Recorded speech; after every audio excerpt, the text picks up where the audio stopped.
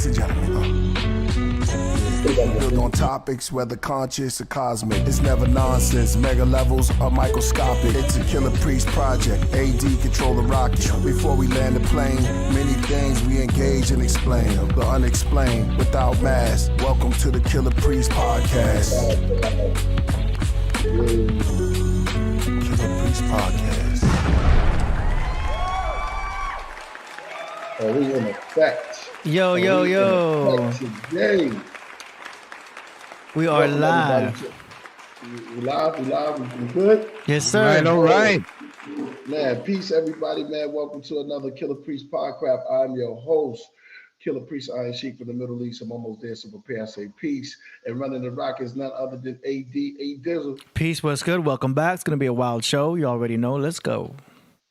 Man, shout out to the craft room, man. I see Voltage in the building. All the moderators coming through. I want to say today gonna be a special day, man. You know who we got, you know who we got back. Did they see him already? Yep. Oh, my bad, man. My bad. Let me do this right then. Man, I thought he was in the background till the time is. Listen, this brother needs no introduction, but I'm gonna give him an introduction. His mental, his studying, I mean, from years. Y'all know his history. He came on here before. We're gonna go through it again. But he's got some groundbreaking discoveries, and it's been going on for a very long time.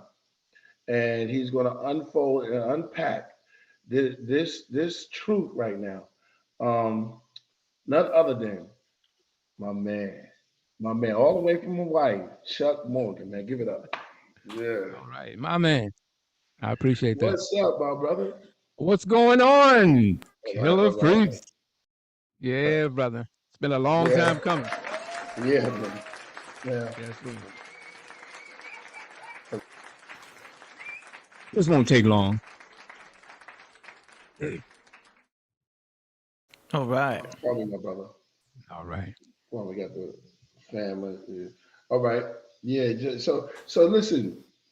Is that me? Hold on. Hold on. Let me give me 1 second. Something happened on this. Oh yeah, I got it now. All right, I can hear me clearly? Yep. All right. Gotcha. So it's been a controversy. There's been a lot of controversy. This thing been going on through most of the spiritual, religious sects. I know the Nawapians, the old Nawapians used to talk about it. The Israelites amongst them. Hold on, give me 1 second. The Israelites were talking about it. Islam, I don't see them going too far into it, but they do touch on it. Hold on, give me 1 second. And it's about Kush. Mm-hmm. Kush and Kish. Yeah. And a lot of people have been saying all this time, and I'm gonna start with my main man, the one who with the master plan, Chuck Morgan. A lot of people say that Kish and Kush are the same people. Some new discovery has been discovered. Oh, I'm on now. Yeah, man. Just Chuck, the floor is yours, my brother. Take us there. All right. I appreciate that. It's not a complicated issue, actually, because Kush, you have the Kush in the Bible, and then you have, of course, Kish, Kush of in Africa.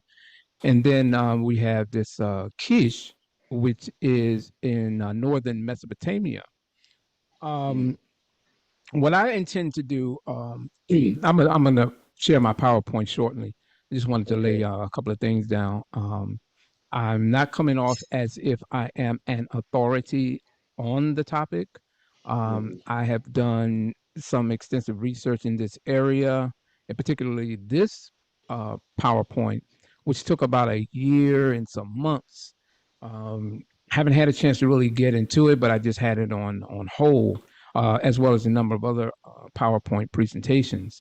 I appreciate you for allowing me to come on your platform to share with your audience my research.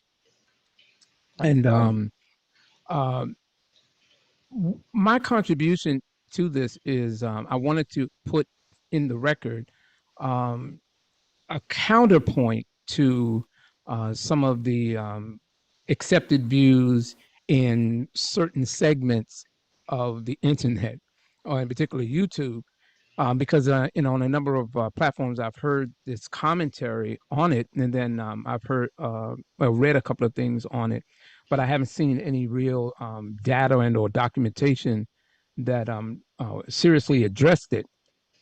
And I just wanted to just kind of bring that into the equation. Now, what I do, aside from what you're familiar with my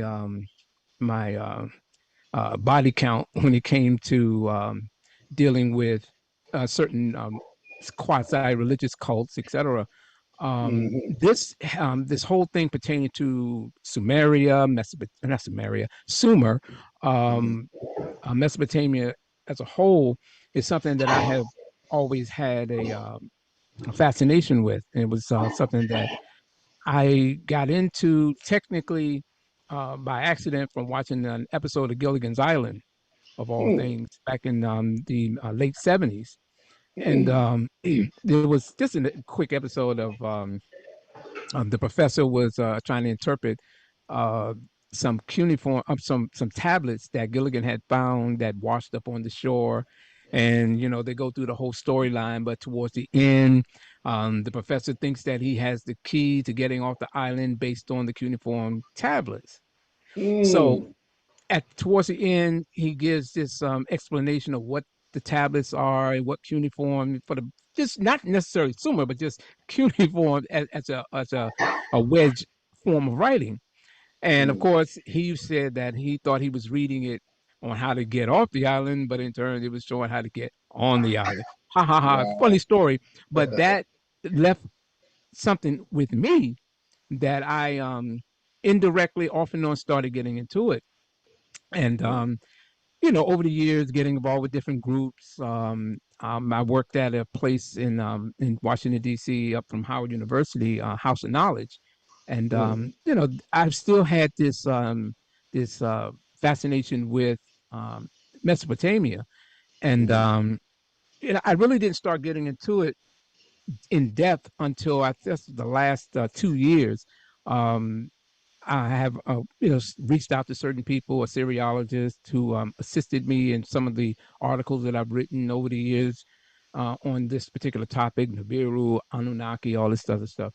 And I had taken classes online that was based in Armenia, but because of the time schedule and a few other things that limited me, I had to pull out of that.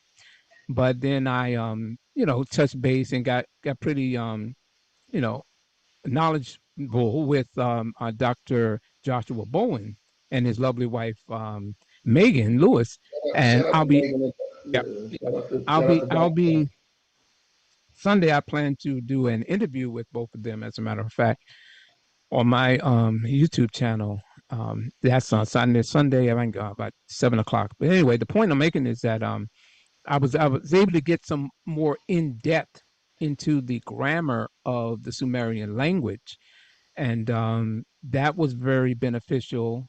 When I can always touch base with them, and they would give me some pointers on things. And then I linked up with a young group of Sumerian students who Mm, had brought me into their fold. I don't know why they put me in one of the advanced classes, but nevertheless, mm, they translate, or I have to say, we translate cuneiform tablets randomly. It's not something that you can just look at and then, oh, there's the answer. It took like a couple of weeks here and there, and mm, in the process of doing that, you become more. Uh, what's the better word for it? You become more. I wouldn't say fluent with it, but you become more familiar with various signs or and how they work. And my focus is more on the Third Dynasty, particularly under Gudea in Lagash. And one of the things I wanted to kind of illustrate a point. May I share my screen now? Yes, Indeed. go ahead. Indeed. Okay. Here we Okay. go. Let's All go, right. y'all. All right. Well, this is not the PowerPoint, but I just wanted to bring this. Oh, let me how do you move this? There Whoa. it is. Let me go to full screen. Yeah. All right. I just wanted to point something out here. Now, with this particular text, um, how do you what would you say? Hold on a second.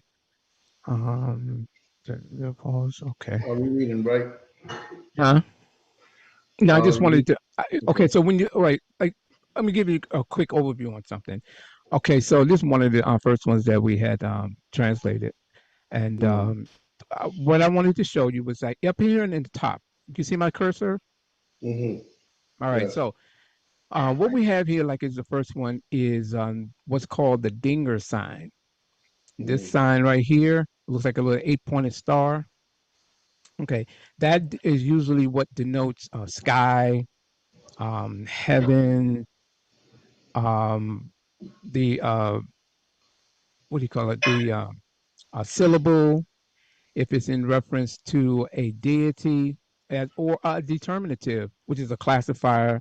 And what is usually done is in Sumerian literature, what they do is they'll have this little star-shaped symbol here to let the reader know that what is to follow is the name of a deity or divine name, God, if you will.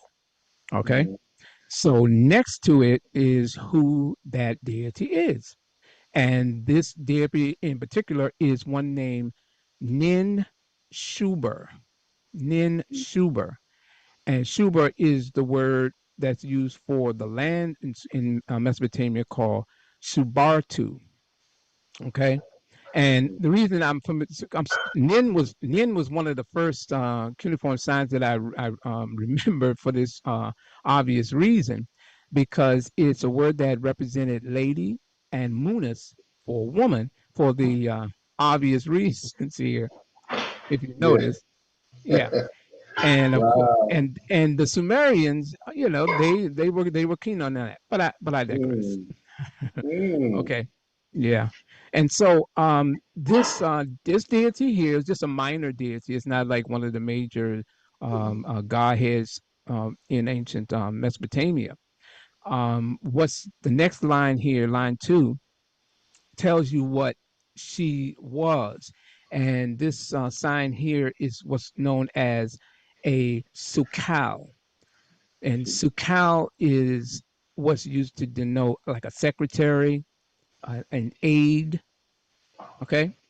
And then we got the next word here. You have an na, an na. Mm. Now, like we had up here, you see the dingir sign. I told you it could represent a deity. It can represent a syllable. It can represent an. In this case, it's used as a syllable here because this obviously is not a deity. So, but what it puts together, it represents the aid of heaven. And we notice because na here is from the genitive, which means or is denotes to be of something. Okay, and which is in actuality known as an ak. So what happens in Sumerian grammar, the ak takes on the previous consonant, which in this case would be the n from an. Okay, this is on, so it then absorbs that, and that's when it becomes taken over and becomes na. And the K in ak is dropped off unless there's another syllable that follows it. Okay. So the next line we have is nin ani.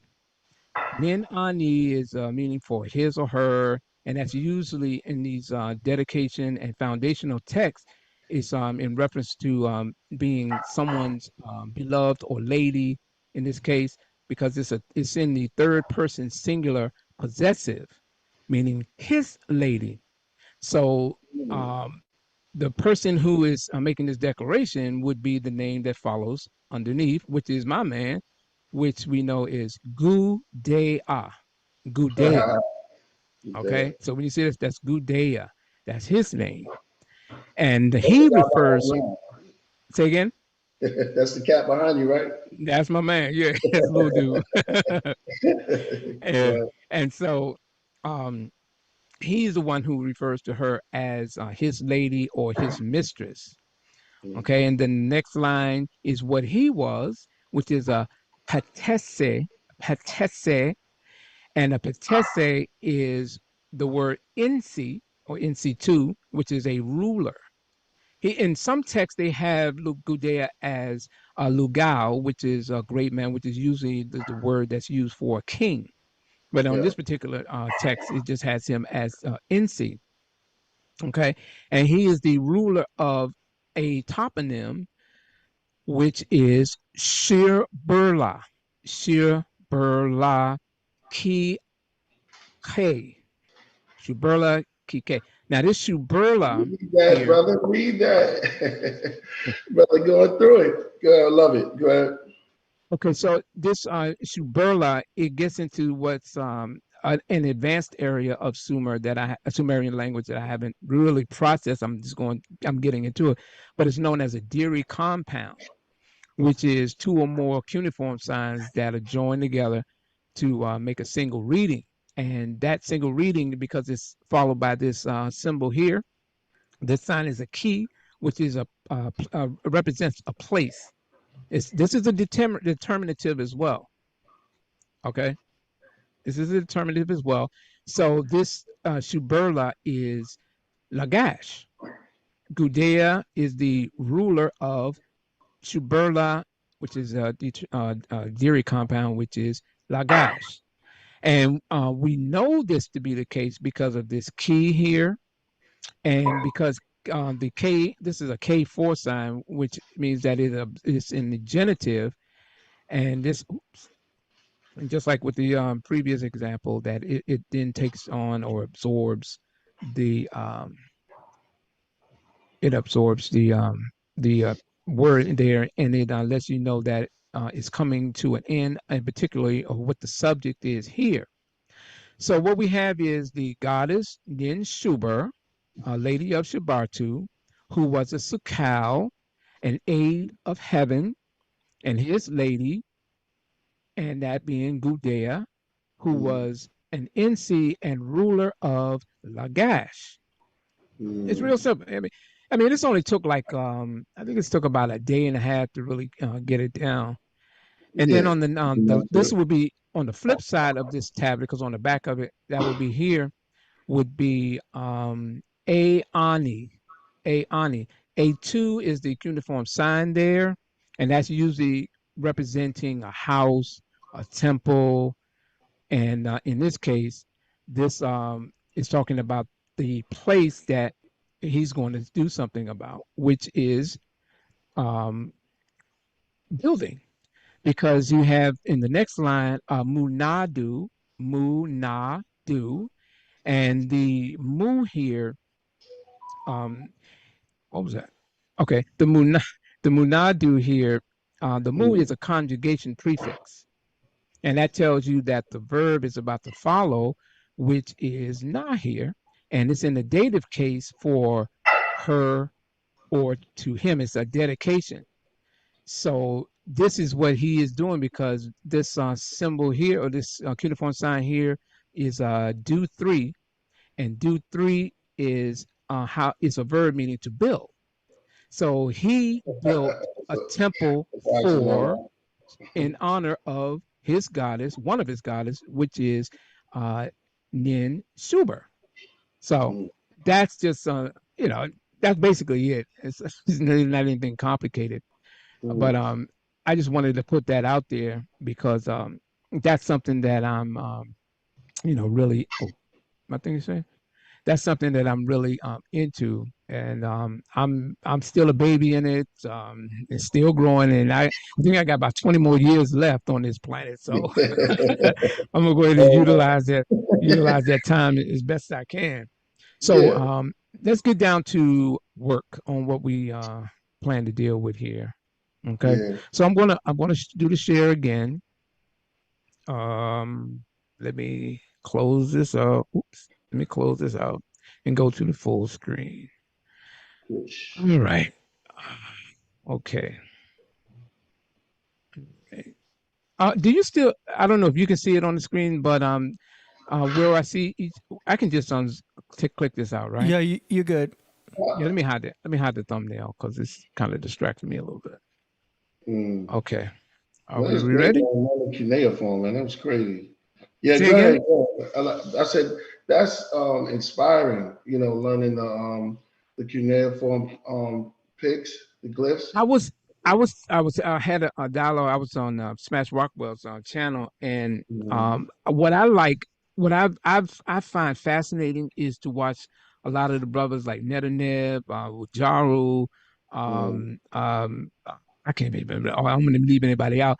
Smash Rockwell. I love how these brothers are able to take an ancient language, go through the grammar, and present it to an audience. It's mm, something. I mean, I get a kick out of it. So I was taking some Medunetter classes, mm, short classes. Didn't. But my interest had been still with the Sumerian cuneiform, and mm, so I put my energy more, my focus more on that.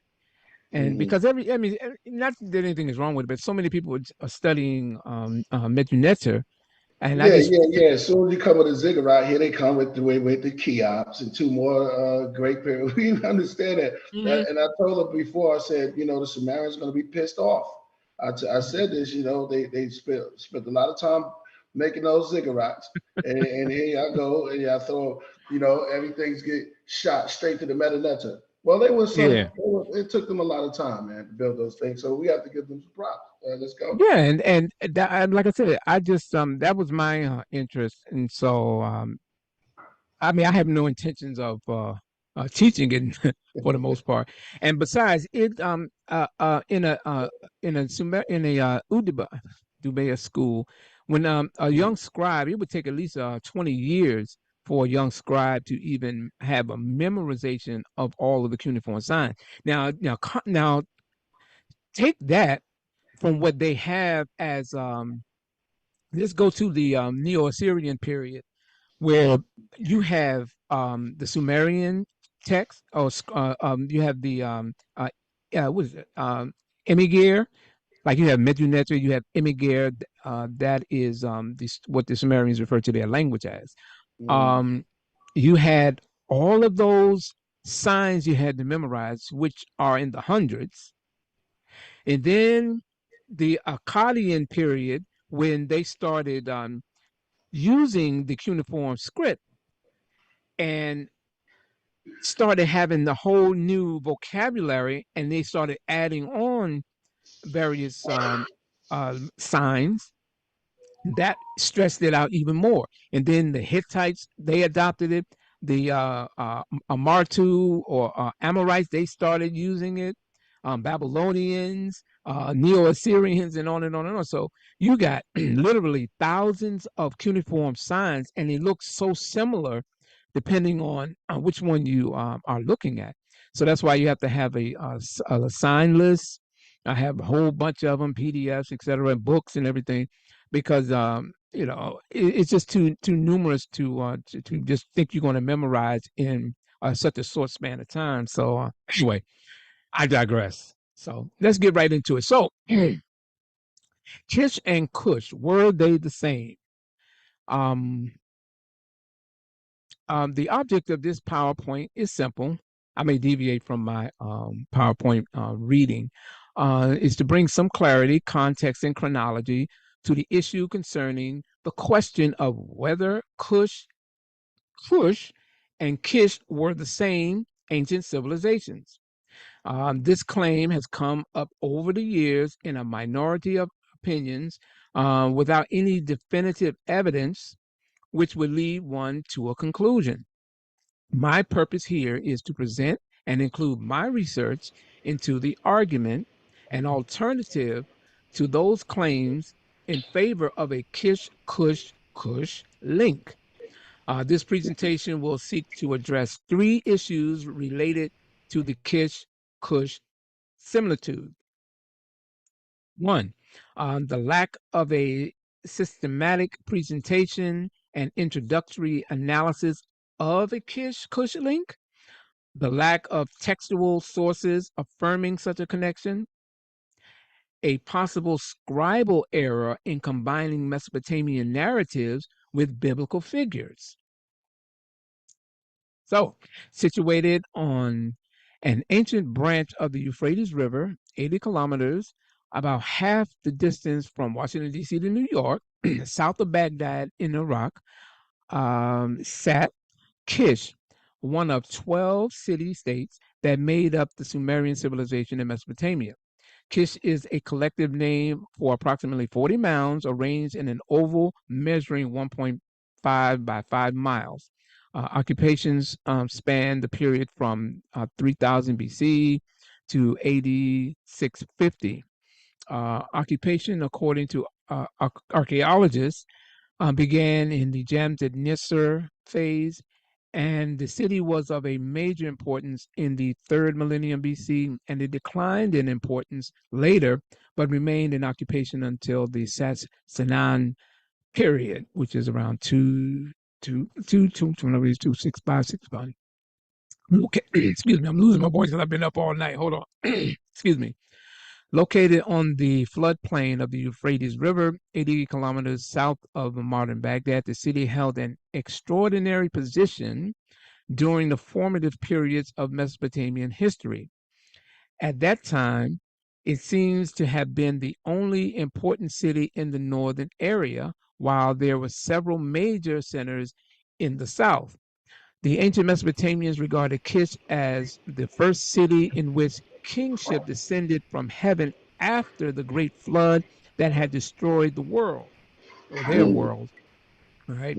So during the 3rd millennium BC, rule over Kish implied dominance over the entire northern part of the plain, and the title King of Kish bestowed prestige.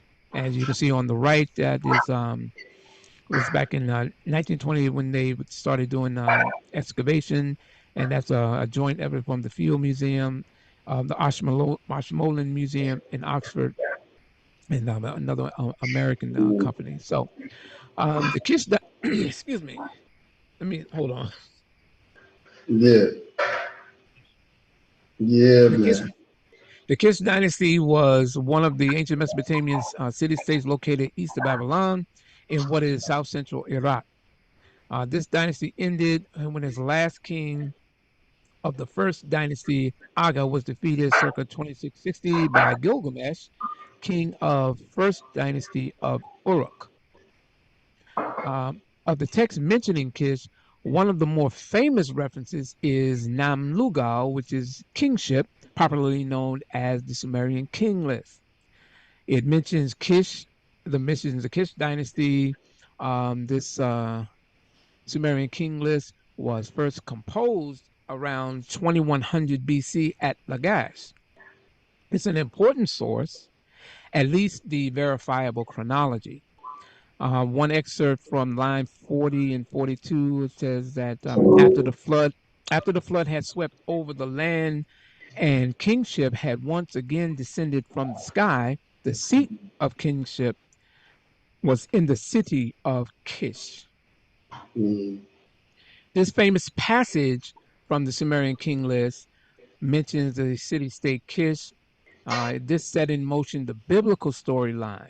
The name Kush comes to us from the book of Genesis, chapter 10, verse 8 and 9. And you know the verse. And Cush begat Nimrod. He began to be a mighty one in the earth. He was a mighty hunter before the Lord. Wherefore it is said, even as Nimrod, the mighty hunter before the Lord. I'm taking that from, of course, from the King James Version. Okay. And to date, there have been no successful excavations by archaeologists or Assyriologists mentioning the unattested Nimrod. Okay. Now, there are several theories on the topic of Cush and Nimrod.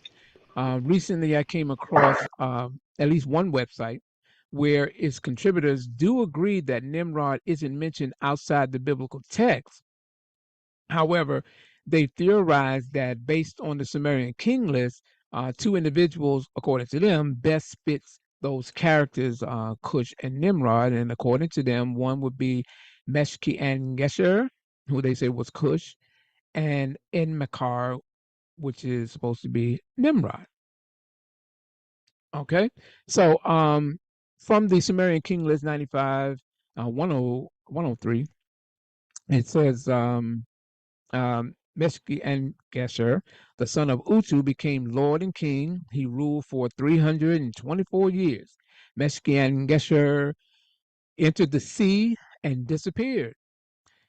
In Mekar, the son of Meshki and Gesher, the king of Uruk, who built Uruk.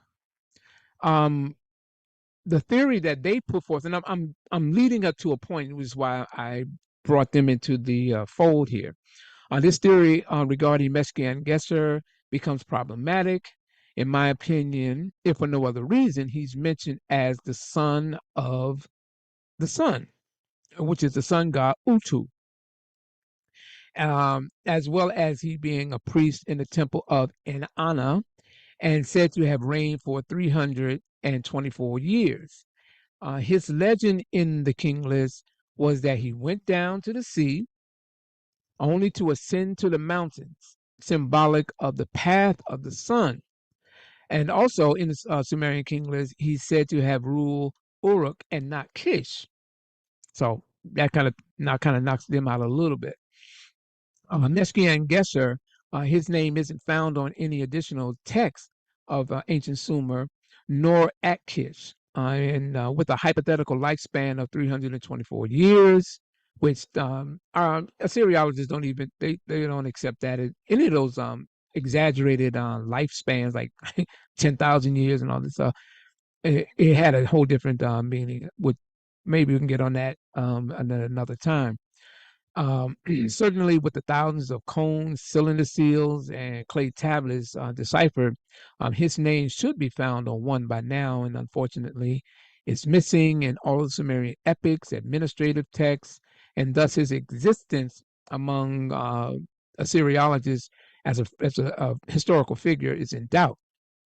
Now, Amikar, the son of Mishki and Gesser, is also regarded as the son of the sun being Utu. And in the Sumerian epic, Emakar and the Lord of Arata, you can go through that text because that's another important text that's going to come up later, possibly in regards to the Tower of Babel. Unfortunately, again, archaeologists have not been able to provide evidence on whether he too was a historical figure in the Sumerian literature, which brings us to this topic. The works of writers from the past who have or may have directly or indirectly planted the seeds of a Kish Kush connection were individuals with good intentions, I'm sure, such as Mother Drusilla Dungy Houston in her book, The Wonderful Ethiopians of the Ancient Kushite Empire from 1926, as well as George Cox, who made the following assertion. Kush colonized Mesopotamia around 2800 BC. Kushite subjects now settled in Babylonia as overlords of Mesopotamia and introduced there what the world has since come to know as Babylonian civilization. And you can find that in George O. Cox, African Empire and Civilization Heritage, as you see right here. Cox offered no reliable evidence in support of that argument, and had the Kushites indeed colonized Mesopotamia, there should be textual evidence or at best some iconography. And to date, there is none. And if this were true, it would place the Kushites in Kish during the reign of Etana, from the early dynastic periods of Mesopotamia dating to 2800 to 23 BCE via the Sumerian chronology, where it says, after the flood, various city-states and their dynasties of kings temporarily gained power over the others. The first king to unite the separate city-states was Etana, ruler of Kish, and they date that circa 2800 BCE. And you can find that, of course, in a glossing coming from the Encyclopedia Britannica. And In the Sumerian king list, you can get that from the Oriental Institute of Chicago, line 16. Etana, a shepherd, the one who to heaven ascended, the one who consolidated all the lands, became king and reigned 1,560 years. And here's a depiction of Etana with his wings there. You know, you got to understand that a lot of the Sumerian literature in these tablets is based on mythology. And it's not necessarily to be taken literal. And this is coming from the cylinder seal, the myth of Etana. Okay, Cox's arguments of a Kushite colonizing Mesopotamia is also problematic. What I've underlined was some of Cox's comments, particularly Babylonia, which is a key because Babylon was established after the military campaigns of Shahrukh, better known as Sargon of Akkad, who was the former cupbearer of Ur-Zababa, the king of Kish. And in fact, in Babylonian literature, the Dubsarene, or tablet writers and scribes, they inform us that the Babylonian Chronicles, which is what was Sargon who, they tell you that it was Sargon who had established Babylon. From the Babylonian Chronicles, ABC 19, line 51, and in front of Akkad, he built a city, which he named Babylon. And also in the Assyrian and Babylonian Chronicles, text from the cuneiform sources by this is a book by A. Kirk Grayson. The Babylonian Chronicles are a series of tablets in cuneiform which documents major events in Babylonian history. Now I have to be careful on how I'm presenting this because my intent here is not to what's the best way I could say? It's not to come off as belittling or undermining any of the greats who taught us a lot of history in the past. But I wanted to illustrate this point because another great and noted author and brilliant thinker who was an advocate of a Kush and Kish connection being one and the same, and that was the late Renoko Rashidi, who wrote the following. The early predominance of the lower Mesopotamian city, the Sumerians called Kish. One of their most ancient may be another bond between the Sumerians and the Nile Valley. The Sumerian Kish is apparently only a modification of the Nilotic Kush and thus reflects an unsevered connection between the two territories. You can find that online, the Kushite Origins of Sumer and Elam by Renoko Rashidi. You can find this on page 218. One of the strongest proponents of this Kush and Kish argument, void of any historical evidence, was the African American cult leader Dwight Malachi York. In one of his books called The Black Book, on page 200, he says that in his question, is Kish the same as Kush or Kush of the Bible? 19:6. He answers yes. And you will also find Kush in the Bible long before the Kush of Noah's time. Taseti Kish became Kush in the Bible. Okay. You can take that for what it's worth. But we're going to go into why this becomes problematic. Okay. Okay. So we all set? Everything good? Yeah, Priest stepped out real quick, but he's coming back. Not a problem.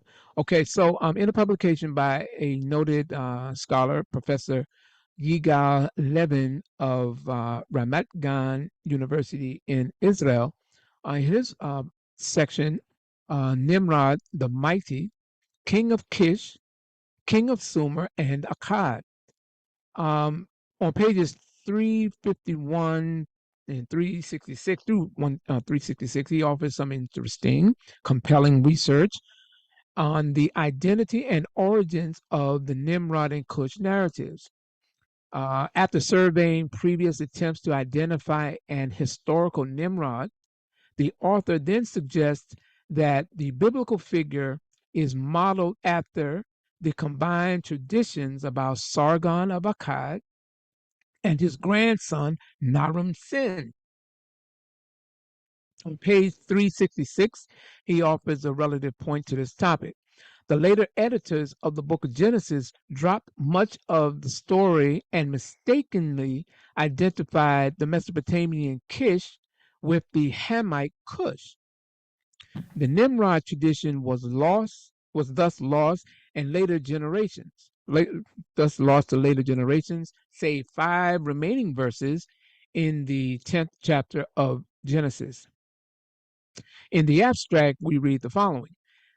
The intent of this paper is to examine the story of Nimrod in Genesis 10, 8 through 12, offering fresh insight on both the historical background and the literary development of the passage. The article deals first with the passage's literal meanings, syntax, and extant text. The geographical context of the passage is shown to be distinctly Mesopotamian, Nimrod being the builder of Babylon, Erech, Akkad, and other Sumerian Mesopotamian and southern Mesopotamian cities, and then moving north to Assyria. After surveying previous attempts to identify an historical Nimrod, the author then suggests that the biblical figure is modeled after the combined traditions about Sargon of Akkad and his grandson, Naram Sin. Nimrod is the son of Kush. Sargon began his royal career at Kish right after the flood. Sargon, Naram Sin traditions reached the Levant during the 2nd millennium BCE, being combined by time and distance into a composite personality. The tradition reached its final form during the reign of Sargon II of Assyria, who added such themes as hunting to the story. The later editors of the book of Genesis dropped much of the story, and the Nimrod tradition, of course, was lost to later generations, save 5 remaining verses in the 10th chapter of Genesis. Now, while researching the claims by Kish and Kush advocates in preparation for this PowerPoint as it relates to the name Kush, I discovered some impactful information that I'm going to share with this audience. And there are 3 key words found in cuneiform sources that cuneiform sources and the literature are relevant to the topic. The 2 being homophomous, 2 words, of course, 2 words signed and spelled differently. They look the same as spelled differently. They sound the same, but it looks different. And anyway, here we have Kish, Kush, and Kush 2.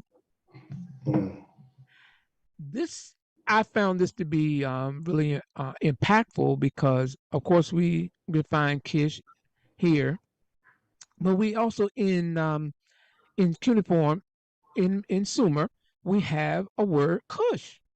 Because this little figure here, because you see the KUS in transliteration, that little here, it makes the SH sound. So Kish, instead of putting SH. So here we had same here. So Kush, and then you have Kush 2. The reason, if you ever come across this, or just to bring some clarity, because there's so many Sumerian logograms that are the same, they have to differentiate. At least the linguists, they just differentiate so you don't get confused. Is where they have to put a Kush 1, Kush 2, because this sign here is found in I think maybe 2025. But so they have to have its little subscript to let you know that it's talking about a specific spelling and meaning. So this one here is also like it's Kush, but we'll go into that. So the Unicode number 12187, this is Kish. First, we have Kish defined as totality, and its attestation can be found in an administrative text dating to the early dynastic 3A period, 2600, 2500 BC.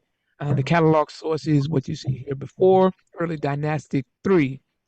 The second attestation goes to the early dynastic 3A in Shurapak administrative text, and nothing regarding this word can be linked to the biblical Kush, nor the toponym Kish or Kush. Oh, where's that? Okay, there you go. I went too far. Okay.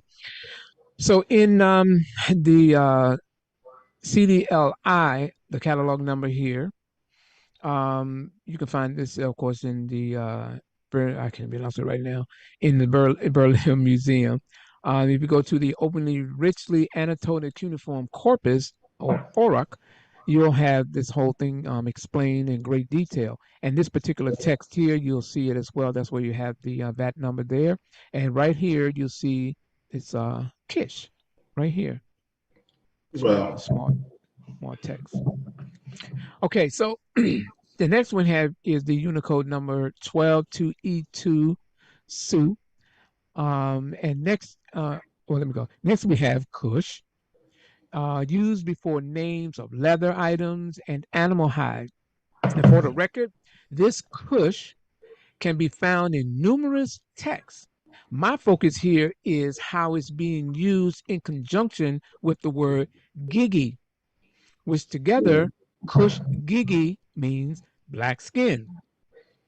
mm, Yeah. mm, Hold on. mm. But there's more. The word for skin here, Kush, is used as a determinative, a classifier for skin, or e.g., skin, leather, body. However, Kush gigi describes the black skin of specific animals, not people, and particularly Kushites. I think that's important because if, say, someone said, "Oh, I found the word," and they saw it in transliteration or even in a translation, and they'll see the word Kush in that Kush spelling, and say, "Oh, then we found it here." It's talking about black skin. This is talking about the people from Kush or the land of Kush. You see, but that's not how it is, because this being a determinative is letting you know that what is going to follow it is either an animal or some type of item for sales or in trade. So certainly if the Sumerians, in this case the scribes of Kish, wanted to say that they were black-skinned people, they would have simply written it in a text, but they didn't.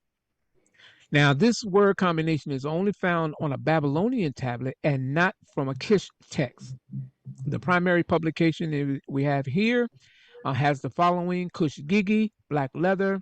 That text mentioning, this is the text here, mentioning this, for example, has a list of various items, leather goods, livestock, metals, etc. Nothing in the text mentioning humans being or having black or brown skin, nor is it even mention the name Kush as what we know today. So, of course, for greater detail, you can refer to the digital corpus of cuneiform lexical text known as the DCCLT, and you'll find that, of course, at the Auroch Museum or the University of Pennsylvania. So, from the University of Pennsylvania website, I have it right here. This gives you a better illustration of it. So, when you see leather, metals, you see Kush, all the way down. You see? And if you look at the translation, of color right here, Kush Dura Mashda, gazelle skin. Kush Mashda, skin of young gazelle. Kush Amar Mashda, mountain goat skin. And on and on and on. Kush Alim, wild sheep skin. Do you see the point? Mm-hmm. All right.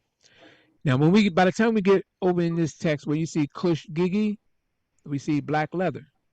Kush Su'a, red leather. Kush Gunua, variated leather. You see how that's the point that I was making in trying to address this word Kush, because they have two words there. And I just wanted to put this out there so that if anyone ever comes across it, they'll know, at least based on the evidence that's been supplied. Now, maybe sometime down the road with the thousands of other texts that are out there, someone will come up with it and then it'll be fine. This is subject to change because, just like in science, as more discoveries are discovered, it may change the narrative. But currently, as we have it, this is where it stands. And of course, you can go to the electronic text corpus of Sumerian literature, where you'll find Kush throughout in the various texts you see here. So I just put this up here just as another area where you can find Kush in those ancient texts that have already been translated and put up for public viewing. And for example, you have a proverb collection, 8 segment A, line 24 from the electronic text corpus of Sumerian literature, where it says that as a cat, it is its tongue that treats its skin. And of course, we have the symbol, the cuneiform sign here, Kush, in reference to the skin. So I just wanted to put that out there so people can see it. Okay, and that will be this little crazy cat right here. All right, and here we go on. We got the Unicode. This is another Kush. The Unicode number 12 to A8 is yes, Sagunu, Kush 2, and Dual 3. See, some of these signs, depending on the period, they start to the way that they are identified, they have a different pronunciation and transliteration. So finally, we have here is the verb kushtu, which means to become tired, fatigued, exhausted, to be out of breath. This is explained by John A. Halloran in his book Sumerian Encyclopedia. I can't remember the name of it. I should put that down there. But anyway, it's John A. Halloran. You can find any of his work online. And we put up a text, Inky and the World Order from the electronic text corpus of Sumerian literature. You have an Ana while shutting up the Tigi and Adab instruments in their homes. You never grow weary with admirers looking at you. The only significance in this text that I wanted to point out was that how where you have D Igi, which is to see, D Iginu Kush, or Kush 2 right here. So that right there is tell you what to become weary, and that or become weary or tired is why it says that you never grow tired or weary with admirers looking at you. So that's where we have it here. Okay. All right. All right. So Kush 2 is another word that, although it has the same pronunciation as the word Kush, it too has zero to do with the ancient people of North Africa, nor or the people of the Bible. The few people still holding that position, their claims are unfortunately lacking substantial or substantive support. Because the two may sound similar does not indicate a relationship. There's only so many possible sounds and sound combinations that humans can make. And since each language uses only small fractions of these, we tend to make words from foreign languages sound more like words in our own than they would be, that normally would be. And similarities in names and words are in many cases coincidental and may not show any sort of historical, etymological, or cognitive connections. So we're going to be wrapping this up now. The biblical Kush should not be mistaken for the historical Kishite or Kushite civilizations of North Africa and its capital in what is now northern Sudan. Kish, known today as Tel Al Umair, keep I pronounce that right, Central Iraq, sits on the banks of the Euphrates River and not the Nile. Okay, then you have this illustration here. Okay, give you a good picture of that. In my research, I have found no substantive evidence linking Kish in Mesopotamia with that of the people of Kish Kush of North Africa. And there were no depictions of Kushites found in Kish. And below we have, of course, the 25th dynasty of Kush in the Kerma Museum. And you see here you have Kish, Kush, and that's the way they have to spell it in I think that's in the Medunetter. Okay, now we do have depictions of Kishites in their artwork, and the quality of art and craftsmanship changed considerably during the time of the Akkadian Empire before Sargon's time. Sumerian art of the early dynastic period around 2900 to 2350 BCE was initially highly stylized. The figures had large, pointy noses, big eyes that were usually inlaid with dark stones. To the left is what appears to be a king or a guard walking a prisoner. It's a fragment of an inlaid work from Kish, circa 2700 BC, and you can find this in the National Iraqi Museum, Archaeological Museum. Next, we have another fragment of a soldier based on the headdress there, at 2750 to 2600. The ground, the ground of this substantial inlay frieze from Kish is made up of irregular pieces of slate cut and fit together. You can find this in a great book. One of my favorite is The Art of the First Cities, the third millennium BC from Mediterranean to the Indus, page 90. And like the previous example, this depiction of someone in Kish is very different from those of ancient Kush, and more on that shortly. Oh, and you can find that, of course, in the Ashmolean Museum in Oxford. Here we have inlaid fragments of male heads that was excavated, and you'll find this also in the Ashmolean Museum in Oxford. It was excavated back in 1924, and the second expedition in 1926. So here we have a king of Kish. This shell plaque was found in the palace of Mari. It is dated to around 2500 BC. The Louvre currently identifies it as a Sumerian soldier because of the helmet and the shoulder armor and the battle axe. This is very familiar. You'll find that throughout Sumerian. You can go to the standard of Ur, where you'll see this all over the place. As examined in weapons, the tombs of Ur, he is not just a soldier, he is a king. He is a Sumerian king of Kish. This you'll find on the popular Sumerian, almost like an encyclopedia on SumerianShakespeare.com. You can check it out. In Mari, we're here in the Sumerian king list. In Mari, Anbu became king and ruled for 30 years. Anba, the son of Anbu, reigned for 17 years. Bazi, the leather worker, reigned for 30 years. Zizi, the fuller, reigned for 20 years. Limmer, the anointed priest, reigned for 30 years. Sharum Itir reigned for 9 years. In some, 6 kings reigned for 136 years. Then Mari was defeated, and the kingship taken to Kish. Although a Sumerian king was usually shown, is what I find, was usually shown as having a shaven face. Whenever you go, you'll find him shaven face and shaven head. These bearded figures depict how a Sumerian king of Kish portrayed himself to his now subjects in Mari. And this one here is during the Akkadian period. It's a seal from Kish during the Akkadian period showing 2 deities leading a worshiper into the presence of a third god here, whose lower body is in the form of what appears to be like a snake or some kind of a swirl.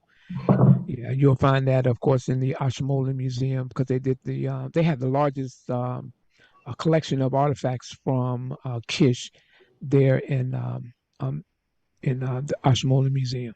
So by the time we're wrapping this up now. So by the time we find a reference mentioning Kush, Dynasty 25, is found in Ashurbanipal's inscription of the First Egyptian War, which mentions specifically the king of Egypt, who was at the time Taharka, the king of both Egypt and Kush. The inscriptions on the Rassam cylinder of Ashurbanipal mentions his first Egyptian war in 667 BC. There he specifically identifies Taharka, king of both Egypt and Kush. This is important because he's identified by name, Kerkuusi. Kerkuusi. This is not Kush. He doesn't say Kush because as we just went over, we have Kush clearly outlined. So the word that they used, at least in Mesopotamia at that time, was Kirkusi and not Kish of Mesopotamia. So you can see it right here. The Kush. Oh, yeah. Don't get scared now. Almost done. Almost done. In his right here is cylinder seal here. In my first expedition to Makan, I went to Harka, king of Egypt and Ethiopia, of whom Eshar Hadan, king of Assyria, the father, my begetter, his overthrow had accomplished and had taken possession of Egypt. This Egypto-Assyrian war was well documented in Assyrian literature, even celebrated. Beginning with Ashurbanipal's father, Esarhaddon, who is said to have kidnapped members of Taharka's family. And to the left, you see what is known as the captured son of Taharka, uh, Ushkank, if I'm pronouncing it right, Uru, taken from the Victory Stele, or Victory Stela. I'm using the British one. The Victory Stela of Eshar Hadan in 671. And you'll find that in the Pergamon Museum in Berlin, Germany. And the Victory Stele of Esher Hadan, where it says that of Tirhaka, king of Egypt and Kush, I slew multitudes of his men, and I smote 5 times with the point of a javelin, with wounds, no recovery. Memphis, his royal, in half a day with mines, tunnels, asphalts, I besieged, I captured, I destroyed, I devastated, I burned with fire. His queen, his harem, Asharharakunk, I can't pronounce the name, sorry, his heir, and the rest of his sons and daughters, his property and his goods, his horses, his cattle, his sheep, in countless numbers, I carried off to Assyria. The root of Kush I tore up out of Egypt, and not one therein escaped to submit to me. And you can find parts of this in the ancient records of Assyria and Babylon by Daniel D. Luckenbill, PhD professor of Semitic languages and literature in the University of Chicago, Volume 2, Historical Records of Assyria, Sargon to the end. Okay, and we have here a fragment from an article that I came across. A fragmentary cuneiform tablet K8692 informs us about the campaign against the ruler and land that were not preserved in the text. Line 22, 23 provide a key to the problem, where it says, okay, so the Assyrians of Mesopotamia had an interesting view of the people of Kush, at least as far as those in power at the time. And here's a description that's never mentioned specifically of Sumerians, but this is how he identified those people of Kush. His wives, his sons and daughters, whose bodies, like his, have skin as black as asphalt, he counted as booty. And you can find that by W.G. Lambert in Booty from Egypt. And you can, if you take the time, you can slow this or stop this. I can't put it in the chat or anything, but yeah, this is how they identified and described the people of Kush. And so the same way that they documented their interactions, relationships, and viewpoints with the rulers of Egypt, likewise, there should be some documented evidence of Kishite interactions with the Kushites, or at times occupied. However, to date, at least I haven't found it, that documentation is absent. So long after Sumer and the Amarna tablets, we do find carvings of Africans in Mesopotamian art. Left is the palace of Ashurnasirpal II at Nimrud in Iraq, made of ivory imported from Africa. It depicts a male from Kerma. And you can find this in the Met Museum in their art collection. Hmm. And most of it is what says here from the metmuseum.org. Most of the ivories were probably collected by the Assyrian kings as tribute from vassal states and as booty from conquered enemies, while some may have been manufactured in workshops at Nimrud. The ivory tusks that provide the raw material for these objects were almost certainly from African elephants imported from the lands of Egypt. Mm. So, in closing, Kish was one of the greatest and most important city states of Sumer. To rule Kish was to make one the king of the kings or king of the universe, as Sargon used to say. Based on all of the available textual sources that have been translated, we find no mention of Kush from the Bible, Africa, nor an equivalent. This is not to suggest that there were no Africans living in Kish or Sumer. However, we find no evidence of an African aristocracy in the city state of Kish. Therefore, the claim that Kish was founded, controlled, or even occupied by Kushites would be difficult to support should one rely on the existing textual sources, verifiable iconography, and archaeological evidence. And above is mother of pearl inlay, a fragment, female musician with cymbals. You can find this at the Oxford Field Museum expedition to Kish 1924. And that's it. And that Yo. concludes. So let me stop sharing. Boom. Ta-da. Oh man. Based upon the evidence. I'm just Yeah, going by that. what we gotta talk about, huh? I'm just going based on that. And I just, like I said, I wanted to put um, the documentation that I was able to research into the record, the official record, so that anyone who does any further research into it, they can find more possibly, but at least in that argument, they'll have something of a counterpoint, or there'll be some issues that require further uh, research in regards to that Kish and Kush connection. Right. And that's that. You think they try to make them to the same people to make the story real, or what do you think that the reason why they say that they're the same? Well, like I said, some people that I spoke with, they made that connection based on the name itself. Mm. Okay, so Kish, Kush, and some people may try to make some type of cognate connection to that, and that's Mm. just not the case. And in particularly, what we went over as far as the definition, where we have a specific word, Kish, Right. and we have a specific word, Kush, too. Right. There's even a third, but that's going. I didn't want to put it as overkill in this thing. Right. But if you wanted to say Kush and the people of Kush, then there's a specific definition and word for that.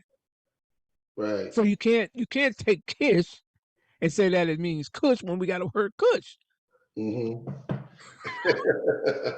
And I Yeah. think that and I shared this with a couple of Assyriologists, and to my surprise, they didn't even know about this. Mm. And it just happened to come. And I'm gonna be honest with you, Smash Rockwell in one of his shows inspired me to even go into that, because he utilizes a lot of what's on in the Egyptian metanetter, Yeah. the TLA.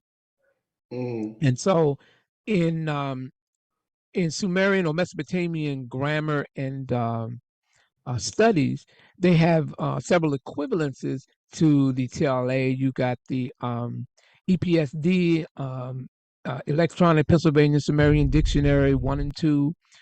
You have the ORAC. You have the CDLI.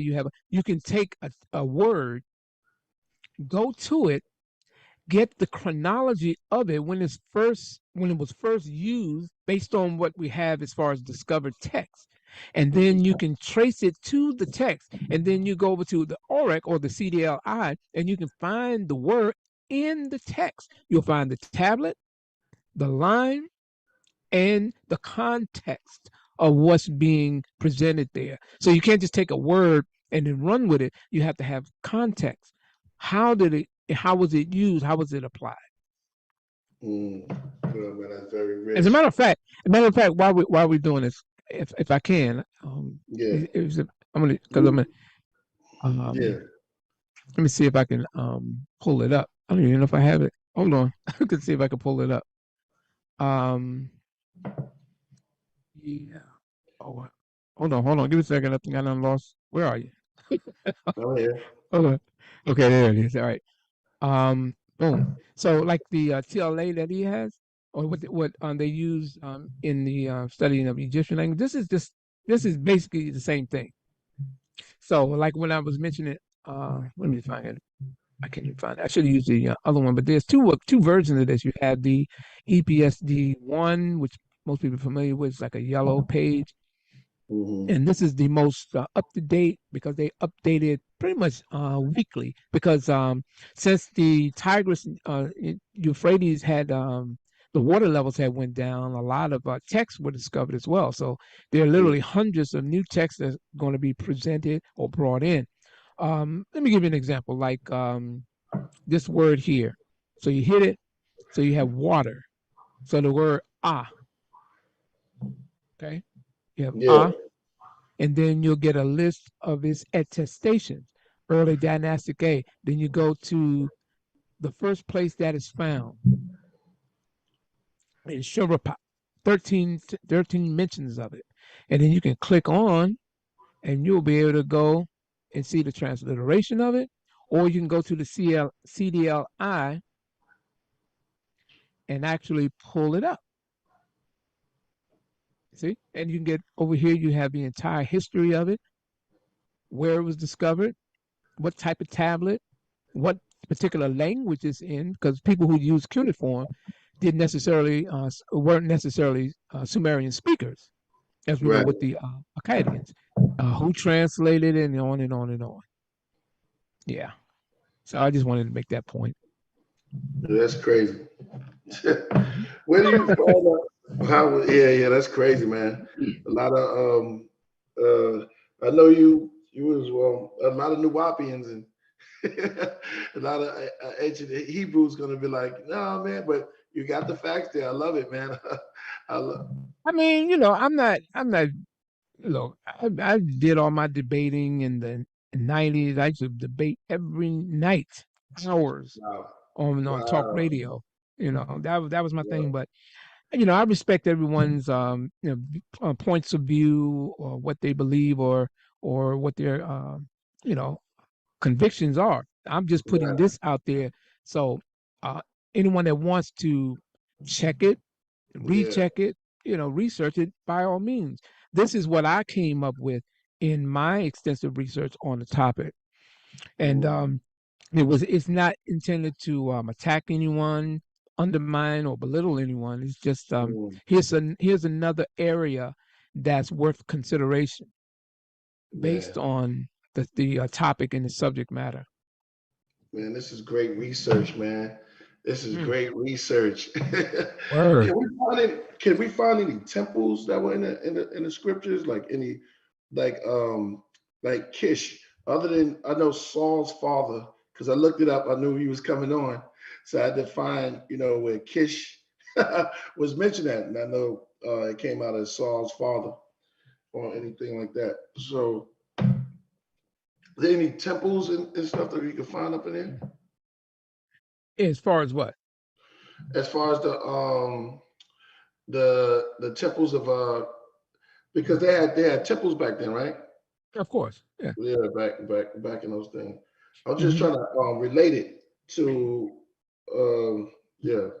I would think you would probably have to be specific on what temple, where it was located, and how it's mentioned in biblical text.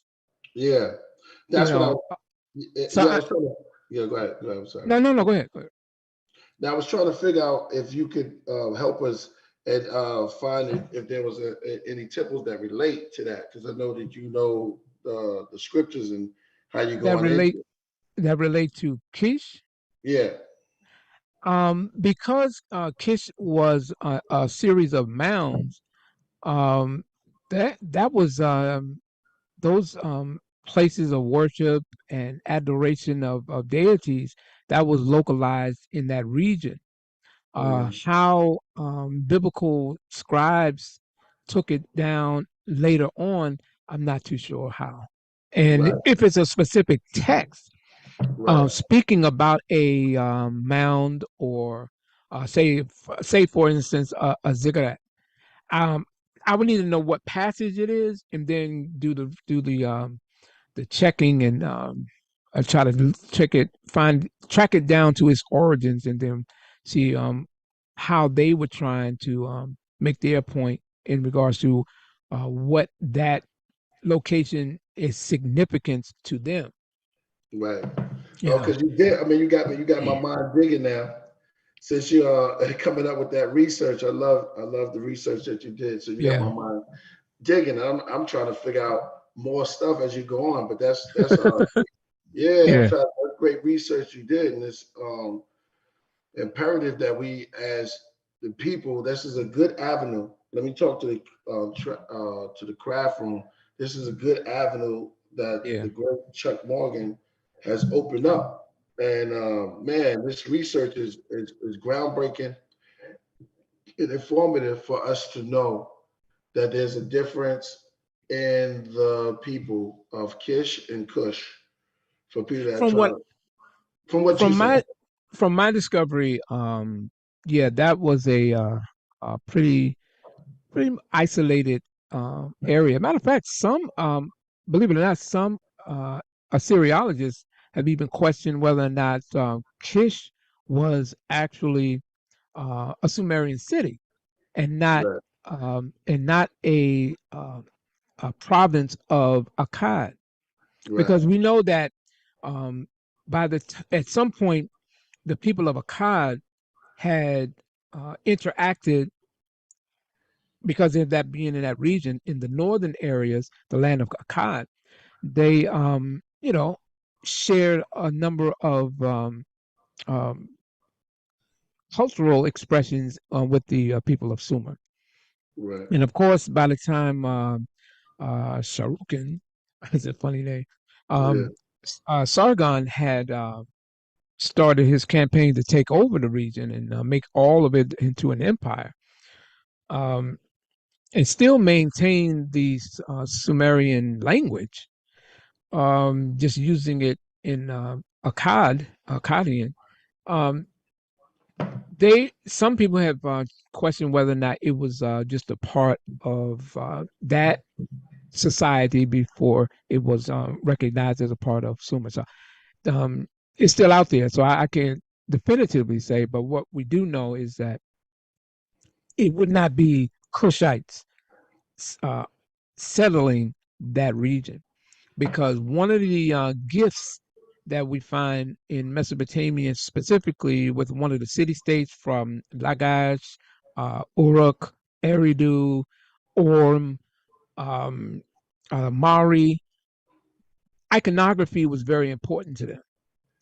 And it will be just like us today taking pictures, selfies, etc. You Right. know, and that documentation, because it's in stone, some fabulous artwork that Mm, rivaled even ancient Egyptian artists and craftsmen. Um, that was their documentation, and they were very, very vivid in their artwork. So mm, it leaves very little room and very little ambiguity on who these people were and how they classified themselves.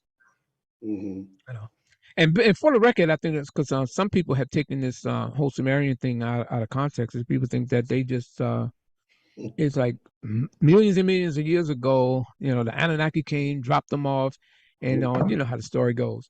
And Let's that go. The you real gotta story. you gotta understand Yeah. that you know that region of the marsh was already occupied by other people. Mm. you know.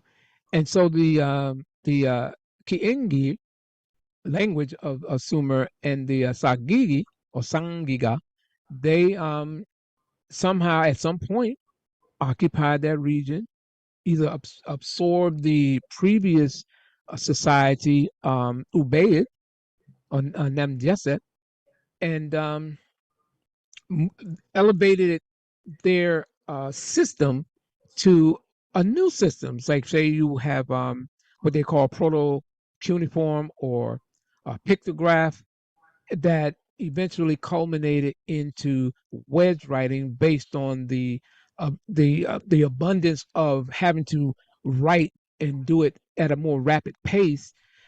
Instead of having pictorials, they decided to use wedges because every word in Sumerian, every word it's a single syllable. Mm. So you can have a single syllable for everything, and it'd be much quicker and easier. And that's why they utilize as evolving from pictograph, as we call it, to this wedge shape, which we call cuneiform in the Latin. Okay. Could you give us the audience a little insight on the Gutians? Okay. Yeah. Uh, wow. The Gutians were a wild group of people from, according to the Sumerians in their literature. They were an uncivil. I have it somewhere because I was keeping my notes on it. Right. They were a wild group of people. Let me see if I can pull it up. That lived in the Zagros Mountains, Mm. and they were known for raiding and attacking trade routes. Mm. And not just them. As a matter of fact, they even described them as being savage beasts, not Mm. having not having any type of. They didn't even have a language structure. They said that they looked like monkeys, spoke like dogs. Mm. Yeah, they didn't bury their dead, ate raw Mm. flesh. Mm. You know, Yeah, a yeah, lot of yeah. just like some of the descriptions of the Amorites in the books of the Bible. Because I think there Right. was one passage, I think in the book of Ezekiel, Mm. where it mentions that they when they're born, their umbilical cord is not cut, something to that effect. Mm. It just reminded me of that because also in the latter part of Sumerian history, the last ruler of Sumer, Ibisen, um, they were being invaded by the Amartu, and the Amartu are the what we know today as Amorites. Mm. And they have, if you listen, the Sumerians even wrote about their destruction and Mm. how it happened, where they went, and so well, not where they went, but the sorrow that they beheld because of a number of ecological issues that helped bring the downfall of Mesopotamia. So when you see all these ruins and it's just like a dust bowl and buildings crumbling, it didn't look that initially, but because of that location, the soot, the drought. Matter of fact, I did a let me Mm. see if I can find it. I did a So, um, some research on that, and I came away with some interesting facts on that. I'm gonna see if I think I hold on. Give me a second. Let me add a filler in there. Um, yeah, yeah. yeah, um, they suffered serious drought that aided in the fall of Sumer. Um, Let me read this. Okay. So let me just give you a quick one. During the reign of King Sharkarari, the world's climate underwent a serious and sudden shift. The change is known only by the cryptic name, the 4.2 kiloyear event. Starting around 2200 BC, it probably lasted the entire 22nd century BC.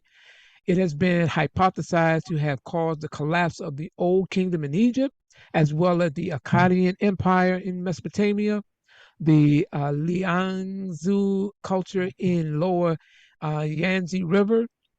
The drought may have initiated the collapse of the Indus Valley civilization, with some of its population moving southward to follow the movement of their desired habitat, as well as the migration of the Indo-European speaking peoples into India. It has been tentatively linked to the changes that took place in the sea ice of the North Atlantic, causing ripples throughout the world's delicate interlocked climate system. Um, but whatever the cause is, its effects were serious and dramatic, and the onset of what's called the arid let me try it again, aridification in Mesopotamia is about 4100 BP, also coinciding with the cooling event of the North Atlantic known as the Bond Event 3. Aridification is the process of a region becoming increasingly arid or dry. It refers to long-term change. Rather than a seasonal variation, it is often measured as the reduction of average soil moisture content. It can cause the reduction of precipitation, increase evaporation, lowering water tables, and changing the ground cover, acting individually or in combination. So its major consequences include reduction of agricultural production, soil denigration, ecological changes. Of course, with the water, it prevents rain or runoff from water, because in the various places in Mesopotamia, um, they had, with their production of food, they utilized the waters of the marsh, but they had the rains that would wash a lot of the soot and salt away. But as this period started coming in, you know, it pretty much um, it just stopped, because it lasted for centuries. So the Gutians had raided and plundered along the borders of the Akkadian Empire for years, burning and stealing cattle. So in the text called "The Curse of Akkad," they give a lament of the fall of the Akkadian Empire. Okay, and it was due to the Gutians who came down, and instead of just raiding and causing chaos, they decided to just take it for themselves, and they went to war with the Akkadians. And let me see, who was the king at that time? Yeah, King Shari. Uh, um, yeah, he was the Akkadian ruler, and in addition to the climate being at such a low state, then you had people starving, water was at a loss, and then these people had to go to war, and they lost, and it was the Gutians that took over and took over Mesopotamia, all along the north, the mid areas, and one of the areas that they didn't have much of a control over it. And because they, in those texts, even in the Sumerian king list, it talks about that takeover, and it got so chaotic they didn't even have rulers, so they would just let they. Matter of fact, let me see what it says. Hold up. It's okay. So this is okay. So in the curse of Akkad, Enlil is, it says that Enlil is angry at the king of Akkad for disrespecting the gods, and he summoned the Guti to punish the people. And the hill people, the Guti, were imagined as monsters, half animal, with the language that sounded to the Sumerians like barking dogs. So I pulled this from the electronic text corpus of Sumerian literature. I'm going to try to read it real fast. Enlil brought out the mountains, those who did not resemble other people. They are not reckoned as part of the land. The Guti, an unbridled people with human intelligence, but canine and monkey features. Damn. Like small birds, they swooped on the ground in great flocks. Because of Enlil, They stretched their arms out across the plain like a net of animals. Nothing escaped their clutches. Not one left their grasp. Messengers no longer traveled the highways. Couriers' boats no longer passed along the rivers. The Guti drove the trusty goats of Enlil out of the folds and compelled their herdsmen to follow them. They drove the cows out of their pens and compelled the cows to follow them. The prisoners manned the watch. Brigades attacked the highways. The doors of the city gates of the land lay dislodged, covered with Damn. mud, and the foreign lands utterly bitter cries from the walls of the cities. They established gardens for themselves within the cities, and not as usual on the wide plain outside, as if they had been there, as if they had been before the time when the cities were built and founded. The large fields yielded no grain. The inundated fields of the tract yielded no fish. The irrigated orchards yielded no syrup or wine. The thick clouds did not rain. On the mashgurum, plants did not grow, and on and on and on. So this takeover by the Guti, and this is coming from the Curse of Akkad. You can find it in, you can just Google it, you can find it. But the extensive version you can find at the Electronic Text Corpus of Sumerian Literature. During that famine in that dry period was during the time, I guess the Guti rulers, they figured that would be the best time because they didn't have a functioning society. They were just a band of wild savages that was just going around raiding places and taking it back and feeding themselves. And that's why various Sumerian text talks about they just let the animals run wild. They had no infrastructure, which led to other groups coming in, which also led to other Sumerian cities separating themselves and becoming more independent. You see, and one particular city state, Lagash, in the south, they were so far down south in Lagash that they were really affected by it.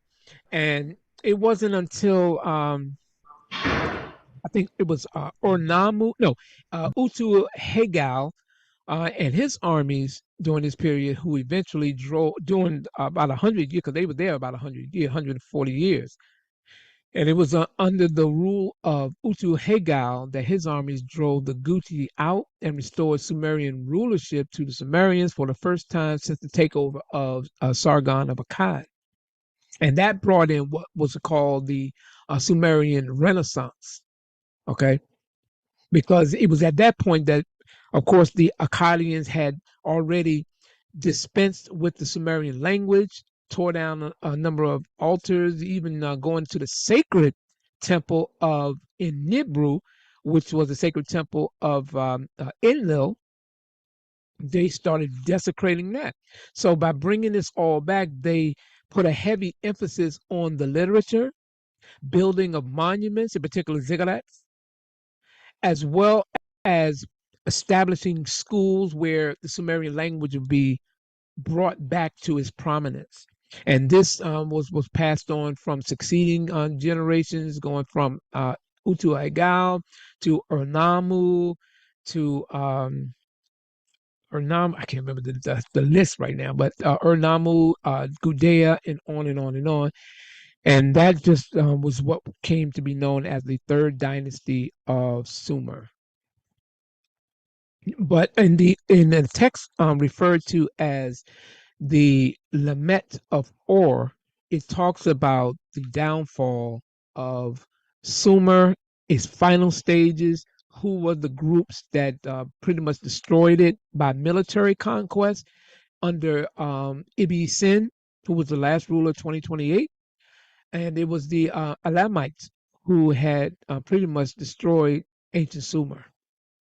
Of course, you still had, by the time the Babylonians come in, who was a mixture of all these people, because with all the famine that was going in the drought that was taking place, the Sumerians, they migrated out of there. They literally had to leave and started going further north into the region of Akkad, what was left of it. And of course, all these different groups, because of that region being dry and pretty much barren, they started eventually interbreeding or intermixing with each other. And all of this is illustrated in the text called the Limit of Or. We're like real fast. Um, the wars of this period turned Sumerian cities into blackened heaps of burnt brick and a wasteland. And this took place during the drought that continued, and the salt-ridden fields no longer produced enough barley. Faced with these issues, the remaining population of Sumerian people began to migrate out of the large areas, becoming refugees. And over the centuries, the vast populations moved south and the north to the north. And some of these Sumerian speakers began to settle in Akkadian lands, leaving their cultural identity behind. And, that is pretty much how it all came about.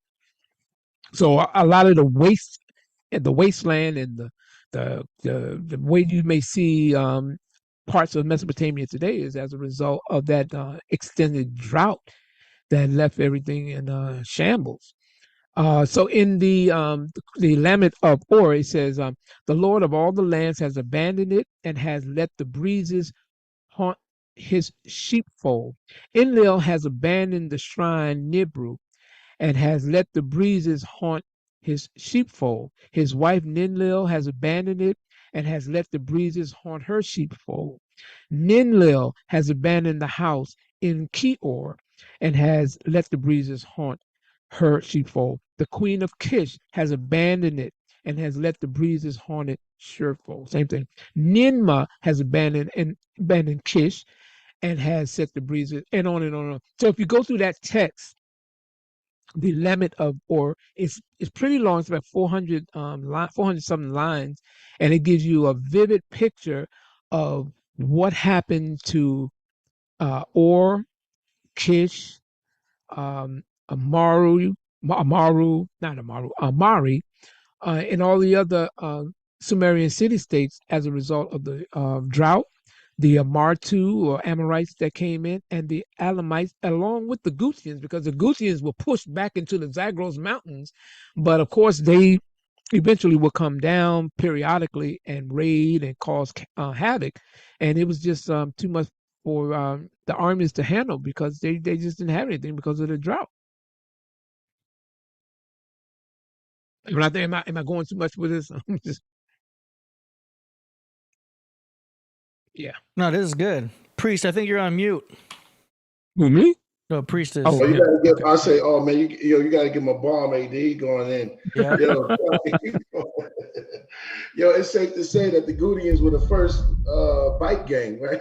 It's like a wild bike Yeah. gang. They were a band. They were like a Genghis Khan. There you go.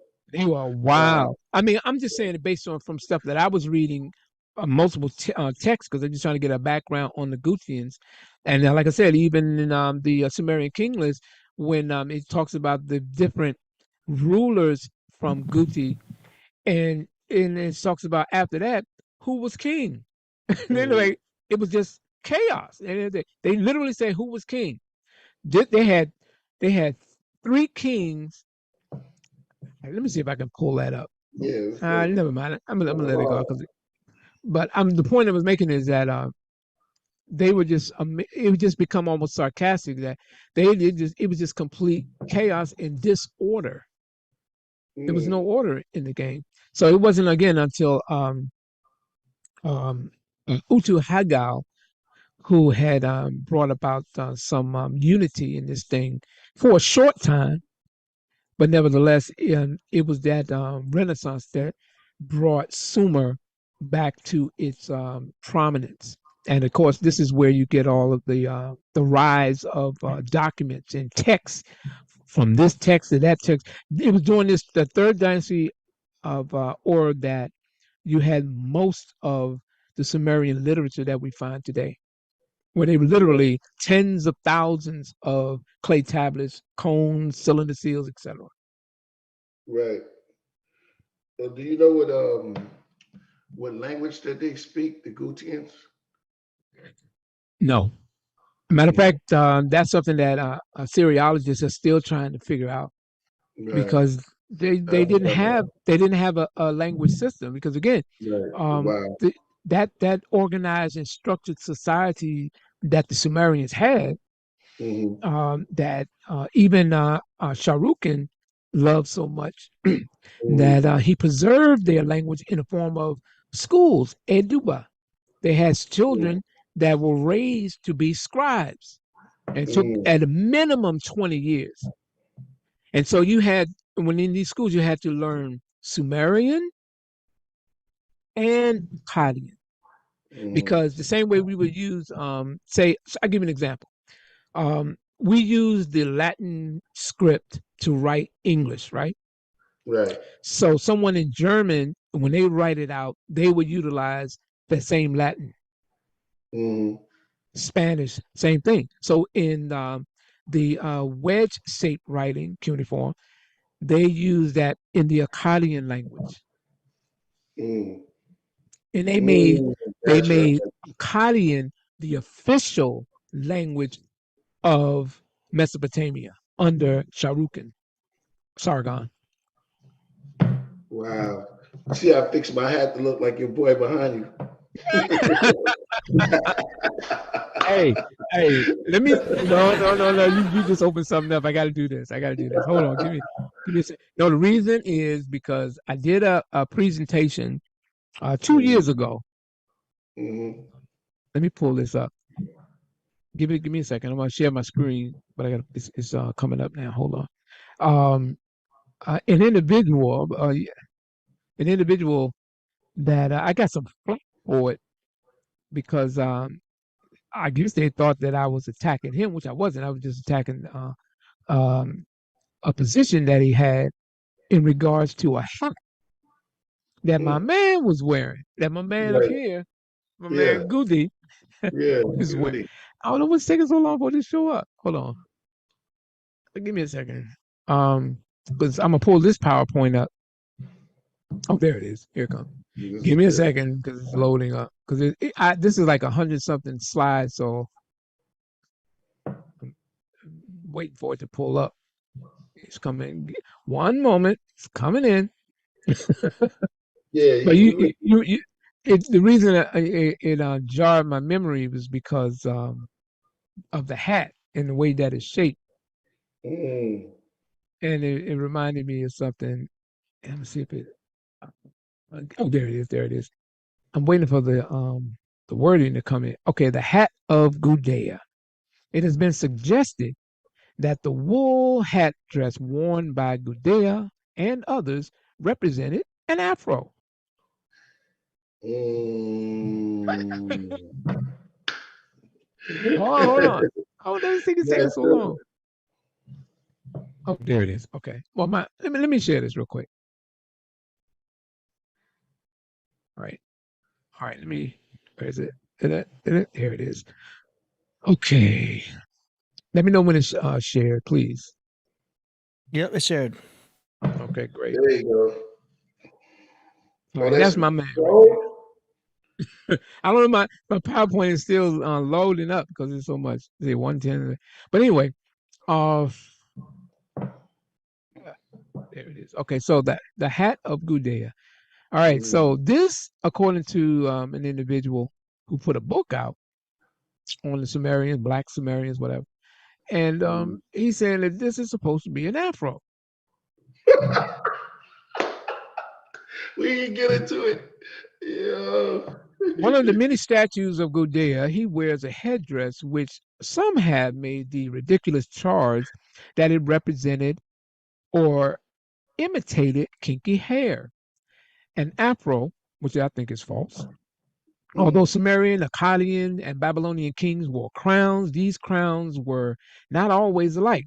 Gudea's Mm. crown was distinctive to Lagash. It has a straight, sided brim and stylized curls of lamb's wool. Mm. Unlike the crowns of Hammurabi and Ornama, which were smooth without the curls, like you see here. You have Hammurabi in his crown, and you have Ornamu of Lagash as well. Priest has a song called "Ghost of Hammurabi." Yeah. Never heard that. Never heard that. I don't know why my PowerPoint is taking so long and it's frustrating me, but I just went into this thing, but that little point there, I just like, okay. So I kind of attacked, I ain't gonna say attacked it, but I just addressed it kind of, and I met with some opposition by some friends that did not take kindly to it, but nevertheless, I just saying where you had that your hat right there. Yeah, that joint made me say, "Oh, okay, that's where he got it." Yeah. I see what you're saying, man. Yo, the work is always impeccable. Is always incredible. Every time we come through here, man, it's like it's always ongoing. Yeah, always ongoing. Knowledge is just like that, man. And yeah, man. We definitely honored to have your presence on here. Please, no, I'm honored to be here. Hey, Chuck, what is your website and or Instagram or YouTube?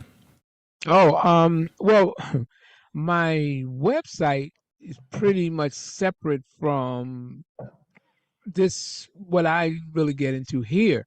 The website is nuwapianism.com, which addresses, ironically, I guess you could say, some of the critiques that I have of the Nuwapian organization, and particularly some of their literature in various claims when it got into Mesopotamian talking points. Their leader made statements that were supposed to be factual, but when checking it, which is why I documented on the website, demonstrates a fallacy and more of a reliance on the teachings of Zechariah Stitchens' Earth Chronicles series. Yep. Yeah, man. Yeah, like like the whole Nibiru thing and Anunnakiism, all that stuff. And according to the text, oh man, this is gonna take us somewhere else. You know how I love oh man. I mean, we can touch on it, It's all good. Exactly, man. Where we going? It's a nice website. Planet. Oh yeah, so the website, nuwapianism.com. That's my website.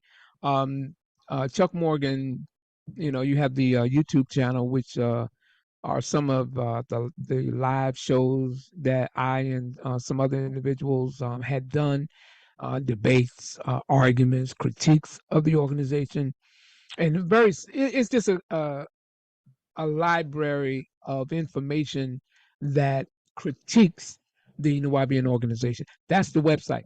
What I do here in regards to Sumerian language studies and grammar, I meet with some fellas in different parts of the world.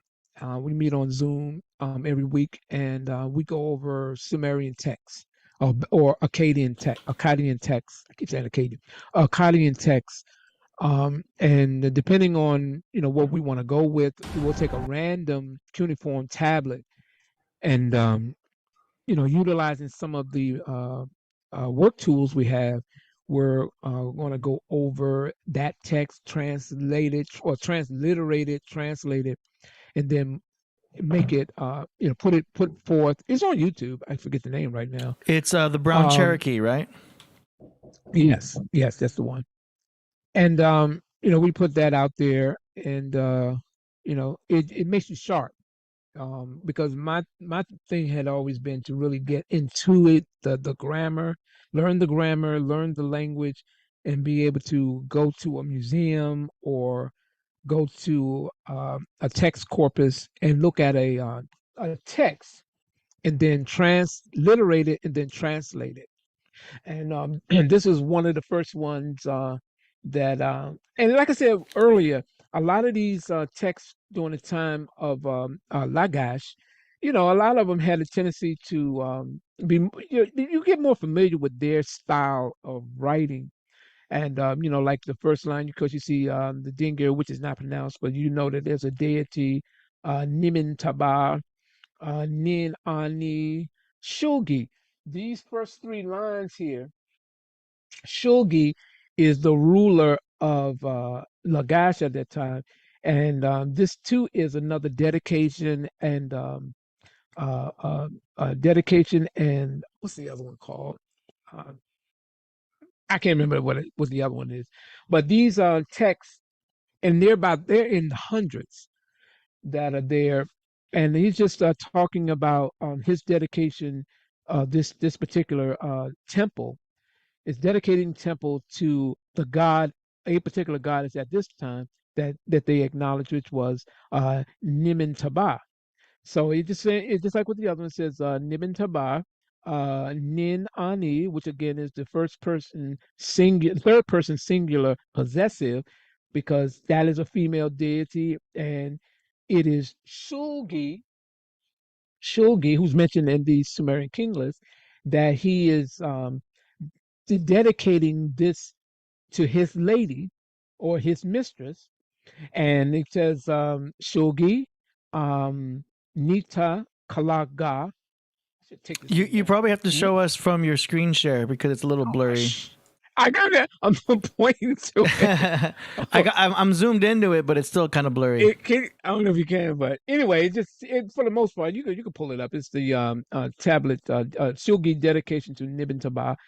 He says, because a lot of they say Nita Kalaga, mighty man, Lugal, Kiingi, ki-uri, or in this case, Lugal, Orum ki Orum ki Ma, which is king of Or, Lugal ki Ingi, which is the king of Sumer, and then you Wow. had and Akkad is ki-uri.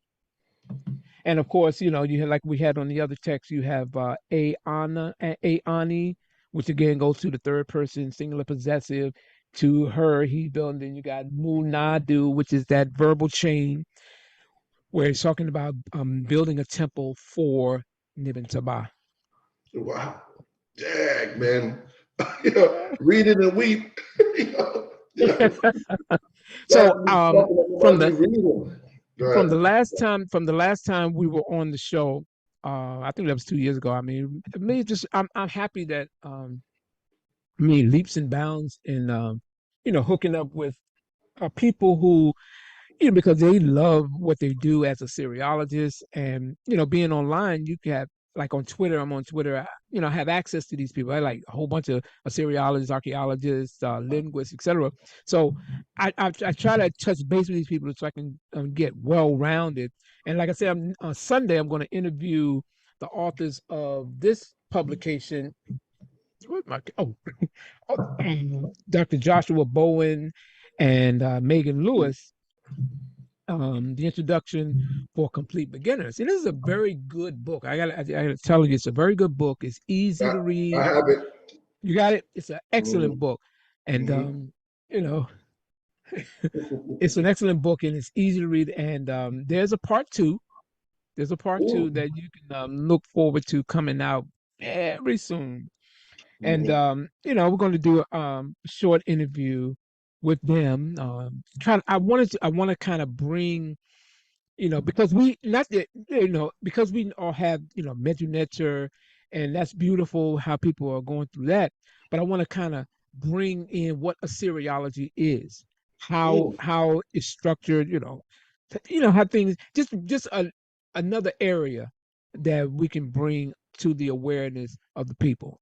That's right. To our yeah. And I mean, it's and you would know, as someone who studies scripture, that Mesopotamian reference is throughout the old text of the Bible. So you can't go. It would be good to be familiar with that. Kemet and Mesopotamia, Babylon is all through it. You can't go through that without knowing about those great kingdoms that were there, that were building. Yeah, absolutely. And so, yeah, man. Real fast, can we do this? What, the Riskians? We're gonna talk about the Riskians? No, we're not gonna deal with that. Brother, let me tell you something. After doing this for how many years? Okay, it's been 20 years since the leader has been incarcerated, and even just this last couple of days, I got to now address individuals who were babies when all this stuff took place, and now they want to come out. I want to call Chuck Morgan out. You got to address these people. And I said, how long do I have to do this, or how long do we, other individuals who spent time going through this stuff, have to address something that was settled in 2004 by a jury? Why do we have to go to this? But sometimes little youngins try to want to take you there. You got to do some spanking. You know what I'm saying? Oh, But man. what I wanted to do was let me go back to let's see. Priest, you got a super chat from Ahmed L. He says, "Peace, Priest, for $20." Hey, Oh what's yeah, up, my brother? make that money. Yeah, man. If y'all got any questions, Chuck Morgan is here. If y'all want to know about, he knows it all. We talked about I don't know. paperwork. No. Don't put that on me. I don't But know you it know what all. you do. You know what you know. But what I've been able to study and research, I just wanted to go through this real quick. Let's go. Okay. Um, Michael Heiser did a pretty. He put a book out some years ago. Let me see if I can pull it up. If you do the PowerPoint, go ahead and go full screen. On the power. Oh yeah. Oh, is it? Oh, it's not. Okay. Give me a second. Give me a second. Okay. This isn't going to take long. It just. Oh, see, I wanted to kind of go through this real fast. This word Anunnaki. I think we did this the last time, but I kind of wrote it out, but it wasn't that clear. How do I get this doggone thing? Okay, there it is. All right, so here's in a nutshell is what it is. Just the word alone, Anuna is the term, not Anu na, and you see that determinative there, key. Let me put it back. This little symbol Yeah. here, yeah, that's key. So when people say like Zechariah Stitchin or Dr. York would say from Anu to key, now I can laugh at it because that shows you they don't know what they're talking about. So the Sumerians had a word that was a collective in reference to a royal or priest like seed or bloodline. So the n here is the consonant, and words that end in a consonant are usually duplicated, which is what you see here. A, nun, na. You see, it ends in a consonant, is then duplicated here. Okay?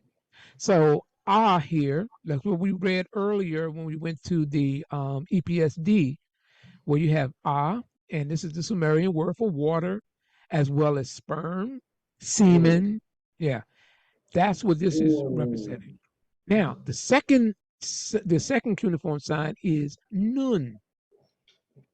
Nun is a Sumerian term or word for a prince or someone who's of royalty or deified, if you will.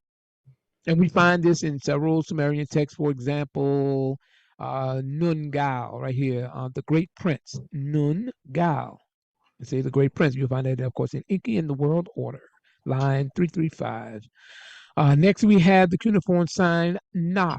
In the Sumerian grammar, the marks the adjective which follows the noun they modify. Okay. This little cuneiform sign here, what you call K4, in the cuneiform sign often occurs at the end of a genitive compound which functions as the subject of a transitive verb of in the sentence.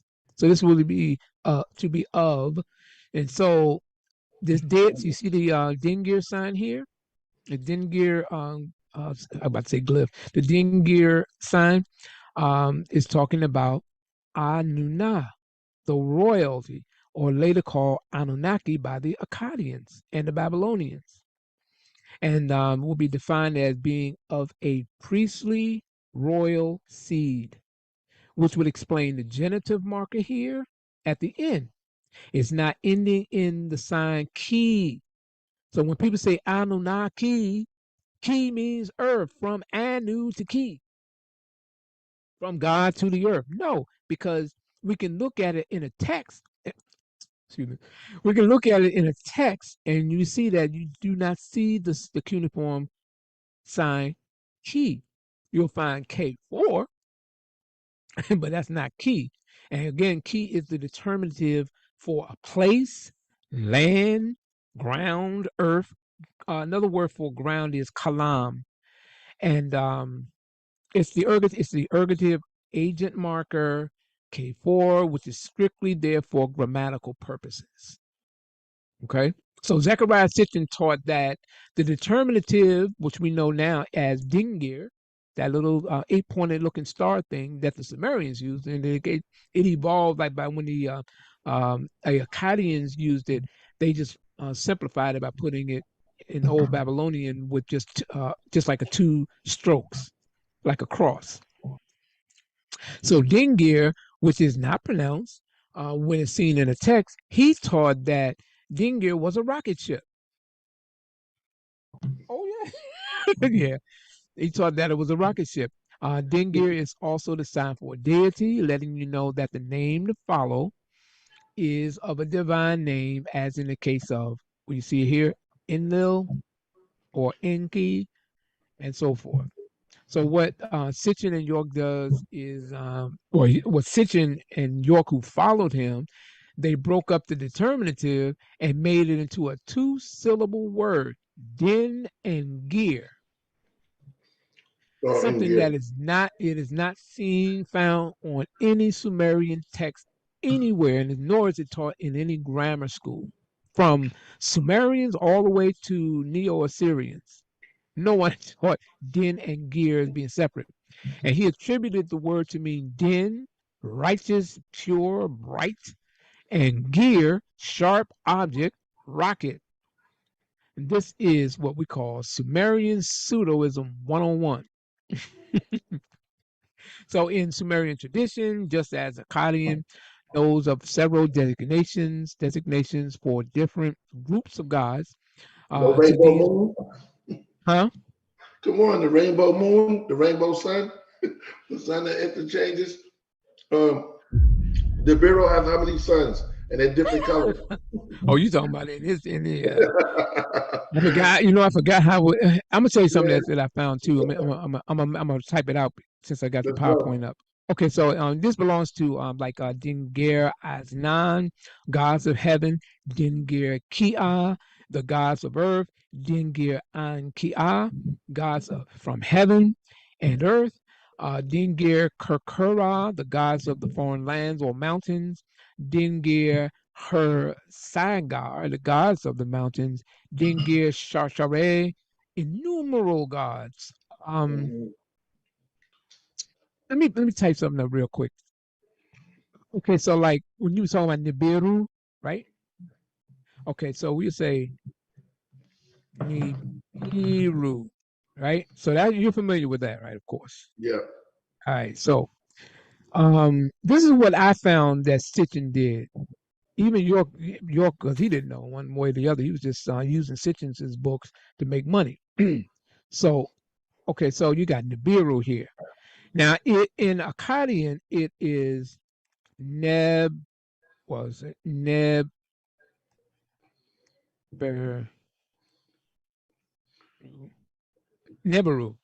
And this was the word that they used for the planet Jupiter, or when something is crossing the skies, as when at night when you see the stars, and the brightest star in the sky at that time of the year might have been a planet Jupiter, and they charted it as it traversed across the sky until the morning, which gave it the term it became it the crossing. Then later on, like Sitchin and them guys would say planet of the crossing, but it was just talking about that star that they saw, and they identified it with three dingirs, which was usually in reference to a celestial body.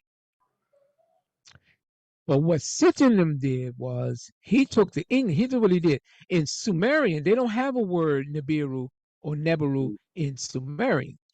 The word that they used for the planet Jupiter was Sagmegar.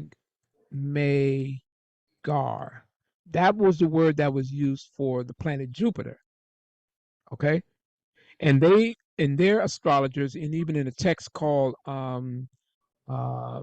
what was it called? What was it called? Oh my God, I can't remember the name of it.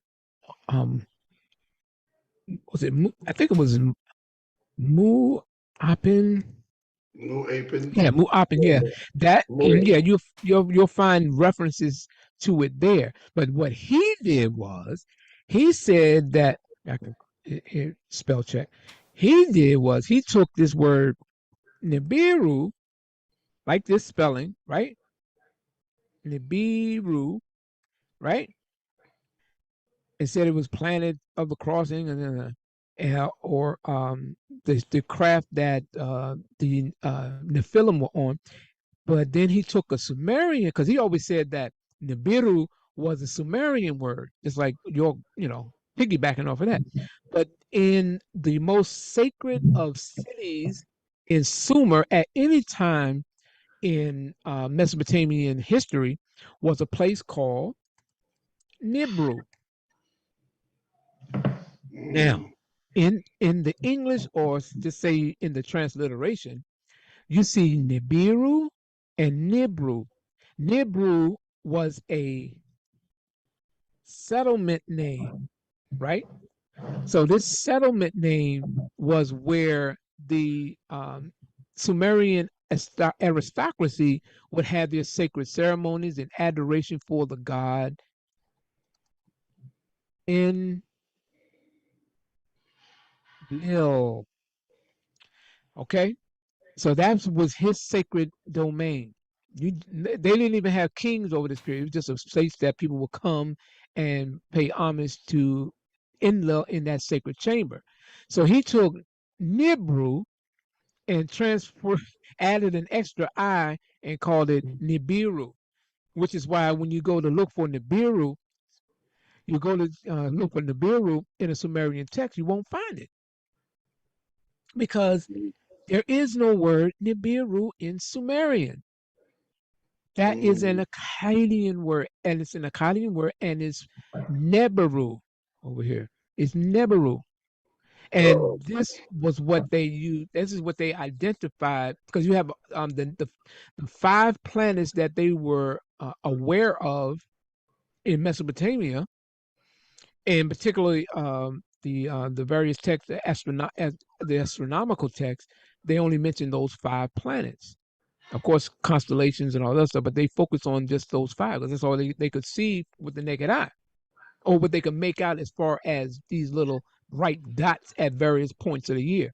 So that level of deception is one of the things that Sitchin is known for. And unfortunately, Malachi York taught a lot of people that Nibiru was this and that, and he was totally wrong because he was piggybacking off of Zechariah Sitchin. Yeah, I'm sorry. Woo. Damn. Yeah.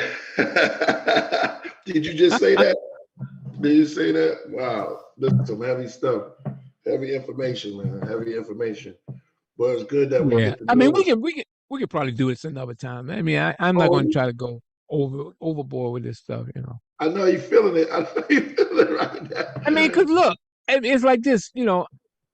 The They- crew they- that I roll, the crew I roll with on Saturdays, you know, we bill for hours, you know, going over yeah, text, you know, because right. everybody, because some of them, I think one of them teaches Meta Nature. He's out of, I think, out of Egypt. Then another guy's over in Germany, and you got a bunch of different people in different parts of Europe, and we all collectively, you know, come together because we had this, you know, affinity for Sumerian or Mesopotamian literature, the grammar. You know, one is putting out a book, et cetera, et cetera. And I don't get a chance to build with, you know, the family here, Right, you know, right, and like I said, I don't want to teach it personally because it would take too long. I don't even have about 20 more years, you know. right, right. Right. I'm just joking. But I just want to just put it out there, in ways They that it hasn't convert. been done before. You've never had a black man, quote unquote, um, to be able to articulate Sumerian literature by doing a quick translation, you know. That's something, that I like the idea of because, you know, it's a dead language Right. and looking through the lens of Akkadian, we're able to take it, and then with the discoveries of various texts and like the Rosetta Stone, you had I think it's Akkadian, Persian, and Elam, which certain Orientalists were able to use as the starting point on trying to decipher this bizarre unknown language. So, like with the Akkadians referring to the people of Sumer, um, uh, we call it Shumeru. It was Jules Obert in I think 1889 who actually coined the name Sumerian. It was an Assyriologist named Jules Obert. So when people say Sumerian, you can thank him because he was the one Right. Right. who put it in the official record as being the name of these people and their Okay. language, which was unknown at the time. And they called themselves. They refer to themselves as Sangiga. There you go. So people say blackheads, and they take that and run with it and say they were black people because no, yeah. It said they refer to them as black people because see they call themselves the blackheads. I said, Right. well, okay, well, what color was their body?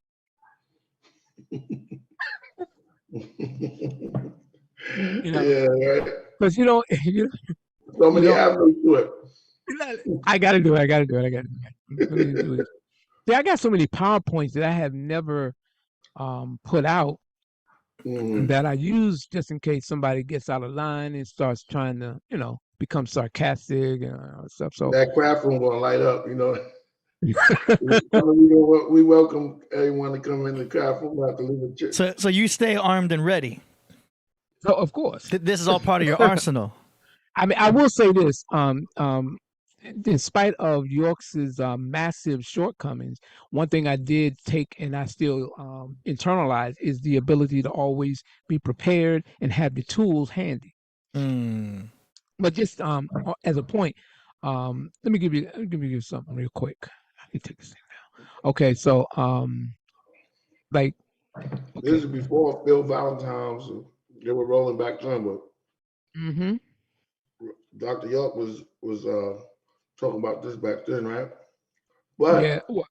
Well, no, actually, he because I remember seeing Phil Valentine back in D.C. a few times.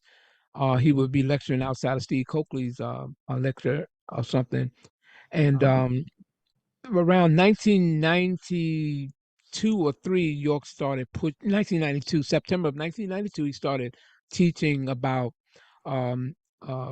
Nibiru and Anunnakiism and stuff, which was coming from Zechariah Sitchin. So that started around 2000, late 2002, 2000. I'm sorry, 1992. Okay, so where am I going? Okay, so the purpose of this PowerPoint is simple: to bring some clarity, context, and chronology to the use of the term Sangiga. That's literally how it is pronounced, according to Assyriologists and Sumerologists, language specialists, better known as the black-headed people. This name, blackheads, is currently used as an implication and or as evidence that the ancient Sumerians referred to themselves as black people. How do you get there? It is okay.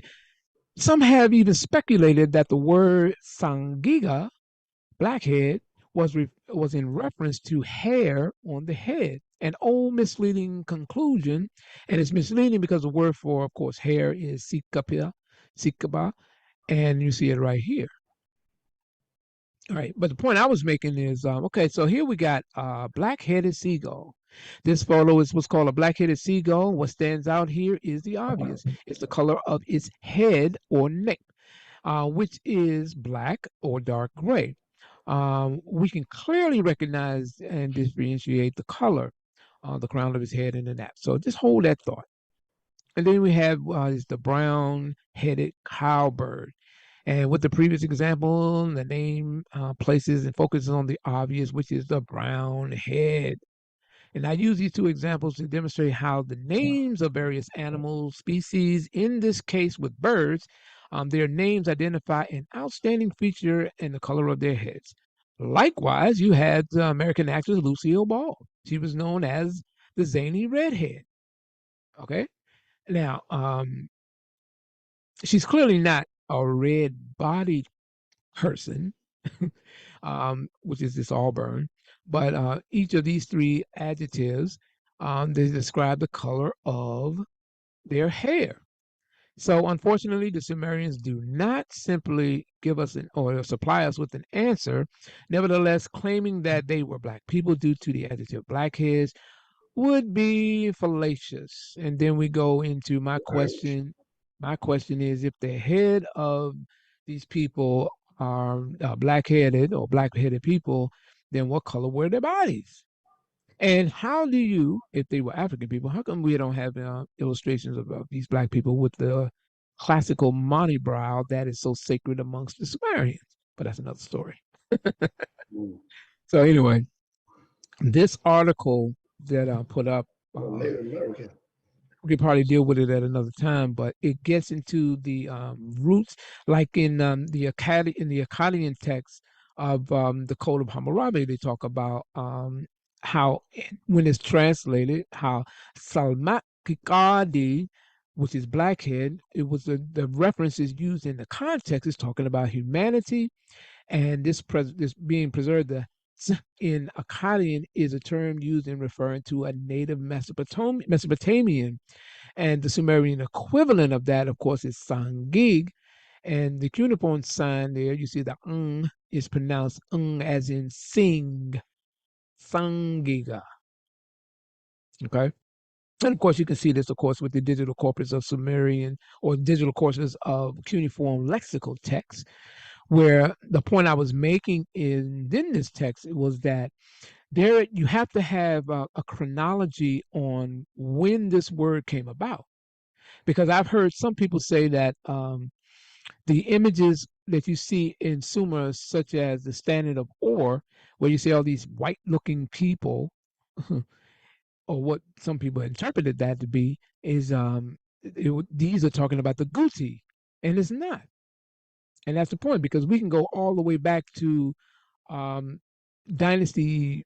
We can go all the way back to Dynasty 1, and we'll find these images coming from the Ubaid period, on into what we know as the Sumerian up until the third dynasty.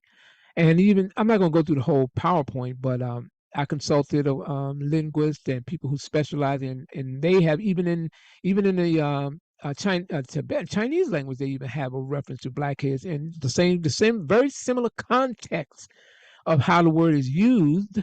Because this is a correspondence with him through email, where he shows and gives me some information on how it's used in the whole context of it. But that's a whole other story.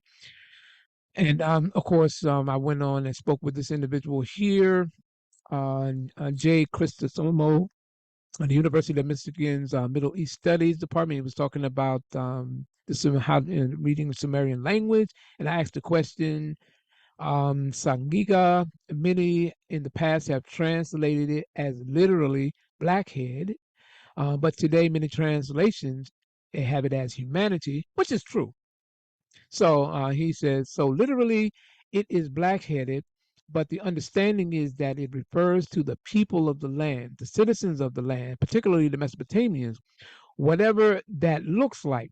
So the people over whom the gods have care, which for them would have been that smaller group of in Mesopotamia, the Babylonians, Assyrians, or whoever it is. But in theory, encompasses all of humanity, which is their world there. So that's why.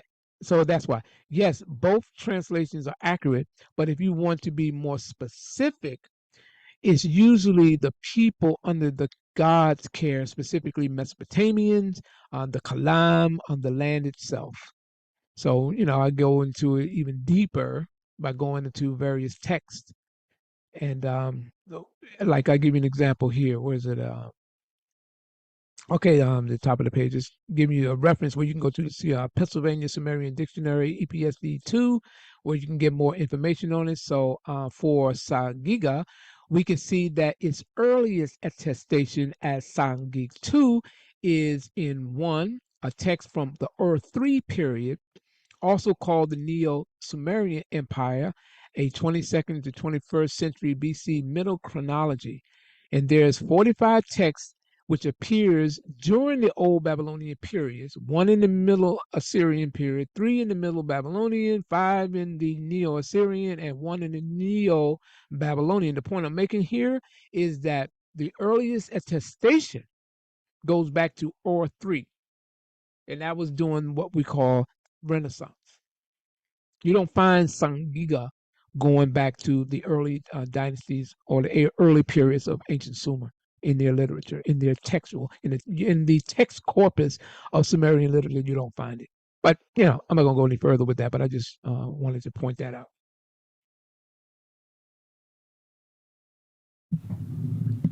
I know this is my nerd moment. Hey, man, it's good info. I mean, I could be. See, I'm fly today. Got my Gucci thing going on. Oh, okay. But at the same time, my nerd is slipping out. Got you. I'm slipping out my nerd all the time. Mm-hmm. Where did Chief go? I mean, damn Chief. Where did the priest go? Chief Priest is returning soon. Okay. Yeah. But yeah, that's this is just my contribution to the argument. I'm here, my brother. I'm here. I'm not trying to battle. I'm not trying to do any of that stuff. I'm done with. I ain't gonna say I'm done with it, but I just rather share what I've come across. And of course, if anyone comes across something that supersedes it, I'll be humble and succumb to it. They ain't kick me out. I go where the facts are. Yeah. No, Priest, you're still there. We see you. I'm seeing them. So I don't want anybody to think that I'm trying to push this or I got a monopoly on it. None of that stuff. I'm just saying from the research that I put in, the due diligence. This is what I came up with. And I'm always open to, because I want to get down to the bottom of it just as much as anybody else. So anybody that may disagree with it, that's cool, And I'm always happy to share. We can share information. We can dialogue, because that's what people do when they have arguments, not as in confrontational arguments or something that's based on malice, but it's more like, okay, did you know this? Did you know that? Here's some documentation that you may not be aware of. Did you check this text? Did you know in the chronology of this and in the context of that how we arrived at this conclusion? Yeah. Man, again, that was great information, man. Man. It's in the record now. And we didn't go. Next time we'll have someone on Planet Risk, and we'll talk. Oh yeah, listen. Like we talked a couple of weeks ago, man. We're going to do another show on the cult, because they're active again. Because every time we stop talking about them, they feel that it's okay to come out, just like roaches. You turn the light off, here they come. So the light getting ready to go back on. Right. Vinny Blacklod says, "Thank you for bringing knowledge." I appreciate you, brother. That was a lot. Thank you. So we're gonna let you off the rocket. It was a great show, and we're gonna have you here again. If you want to stick around, we do the music around this time too. So if you want to stick around and listen to the music, I think AD can set it up. But if not, we can let you off. You can just watch it. It's up to you, my brother. It was great. Yeah, we can watch it. Yeah, I mean, I love your music. Yeah, hey, but hold up. Yeah, you ain't do the tea thing. Okay, I got some. Yo, for all y'all at home and everything, that's right. He hit it. What you drinking? What is it? Oh, Arizona. All right, Arizona iced tea. That's crazy. That's good. Word. All right. AZAST. I feel you. I feel you. All right. I'm having a light. This is like a sake. Yeah, man. Sake. Yeah. Oh yeah, you can get drunk of it. Hey, man. It's usually a little tea. But I have a little shot. I have a little bit right here. It blurred. No, it's blurred out. You just ain't blur it out. Yeah. But I got my tea Okay. right here. And my water. Okay. Word. Okay. Now, I'm on the road, so I got a whisk. I got my whisk. I got my Definitely get your matcha tea and whisk that up. What you drinking, AD? Coffee? I have Yeah. my coffee. What you Coffee. got? I got that You got coffee. the It's beans, you ever see- All right, for all y'all home, the bulletproof. great, legendary Chuck Morgan, and let's do a toast. Play some music. Yeah. Salute. Hey. Salute. Yeah, exactly. That was good, man. That was good. Word. Yeah, man. That I was like definitely that. I like that. Yeah. Yeah, that was it, For man. sure. We got a couple super chats. One from Brooklyn Baby, $1.99. Baby. Brooklyn Baby. Uh-oh. It's down there. And another one from Brooklyn Baby again. It's a fox. Okay. Ooh, Okay. Fox Cake. She put a $5 Hey, fox. I appreciate everybody just taking the time to listen as I rant. I'm an old man now, so I was just my rant. Man, you looking good, man. How's it out there in Yeah. Hawaii, man? And man, I'm loving it. You know that. That's why I I'm know. still here. Yeah. Yeah, I gotta come. You know, that's the only place I've never been, man. Never been to Hawaii. Hey, come on out. Yeah, they tell me We about can hang Hawaii. out. Yeah. Yeah, man. Get I'm on inside. Maui. Huh? I'm on Maui, the island of Maui. Nice. Beautiful. Mhm. There any activated volcanoes out there? We can. Hey, hey. Yeah. Hello, you and yours. Word. I want to take those get inside the volcanoes, the ash and the No, chocolate. that's on the Big Island. That's an Okay. island way down. Ain't got nothing to do with that. I got some Hawaiian friends. They said that the island of Oahu is haunted. If you believe that, I've only been there once. Oh, okay. Uh-oh. Yeah, Maybe, yeah. I'm AD stuck on this rock. Oh, okay. Huh? Maybe AD was ex-Nawapian or just coming into the Nawapu. Nah. AD studying the lessons, though. That's good, man. At least he's getting in there, the principles. I'm a student. Yeah, man. Always a student. Yeah, same here. Oh, just a student. I'm always learning. Hey, we have master student coming through. Mm. He's gonna be in the studio with us. He's coming in February. So shout out to that the master student. Word. Nice. Yeah. So, let's take it. AD, you know my favorite part, and let's continue sipping on some tea, man. Yeah. Okay, so I'm gonna switch this to the mode where you guys can see on your end, and you'll be able to hear on your end. So I'm gonna share screen, and boom, there we go. Got it set up today. Let's go. It's time for a segment we call Song Promotions.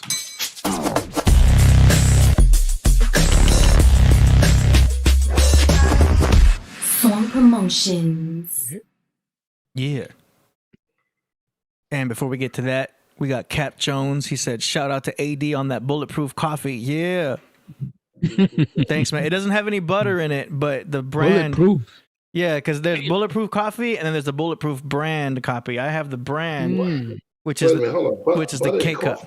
Yeah, the actual bulletproof coffee is where you put butter in your coffee. I'm not doing that. That's kind of like a keto thing. I'm not doing any keto thing, but I'm using the brand bulletproof in the K cup. You know what I'm saying? I got the K cup maker and everything. The Keegan. Every day with that, I'm using a style called the Mentalist. So this is the Mentalist bulletproof coffee. Pretty good. No connection. Some broccoli that was off the hook. You had broccoli?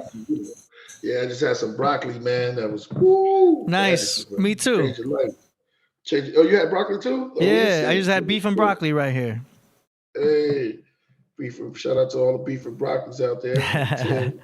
Yo, beef and broccoli, that's where it's at. I might give me some beef and broccoli tonight. Man. Hey, fish and broccoli. Oh yeah, you got the whitefish? Cod. Oh, nice. Oh my cod. Cod's good. That's a low-fat protein right there.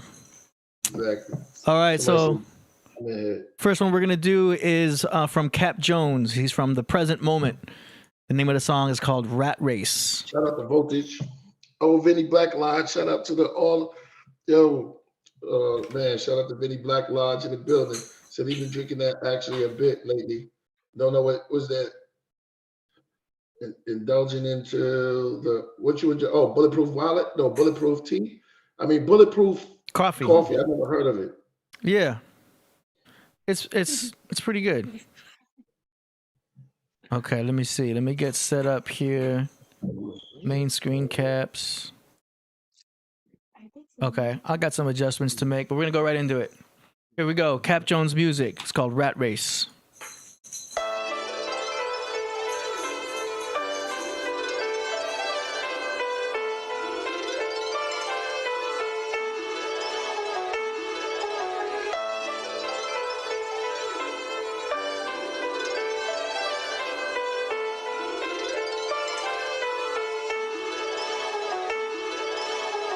Life in the rat race, I don't sleep, I find victory in defeat.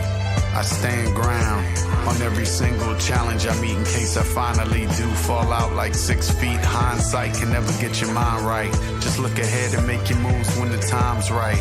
Ego puts us all in that competitive limelight, but don't rush. Hold your fire, fly by night. Look for moving pictures, signals, permanent waves. The better days you think you had were really just a phase, and the truth will set you free. What a luxury to know that the luxuries in life can't comfort me as much as knowing who I am and what's in front of me. Sure, I miss the past and thank God that the memories last, but life is built on such a rigorous pace, and I found that gratitude can make your attitude about face.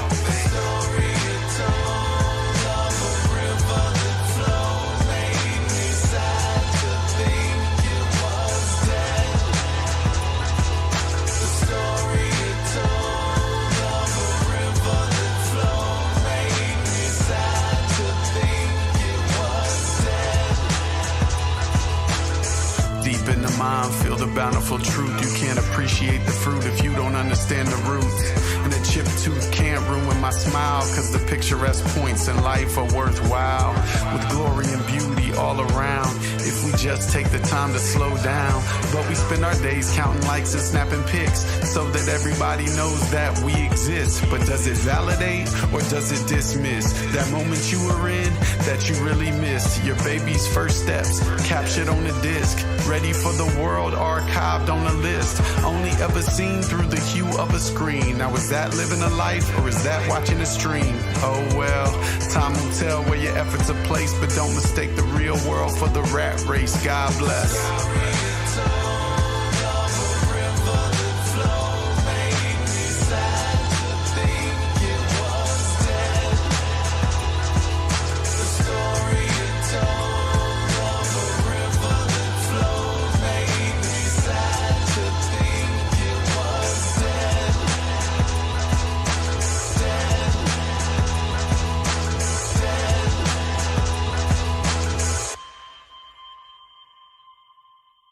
All right.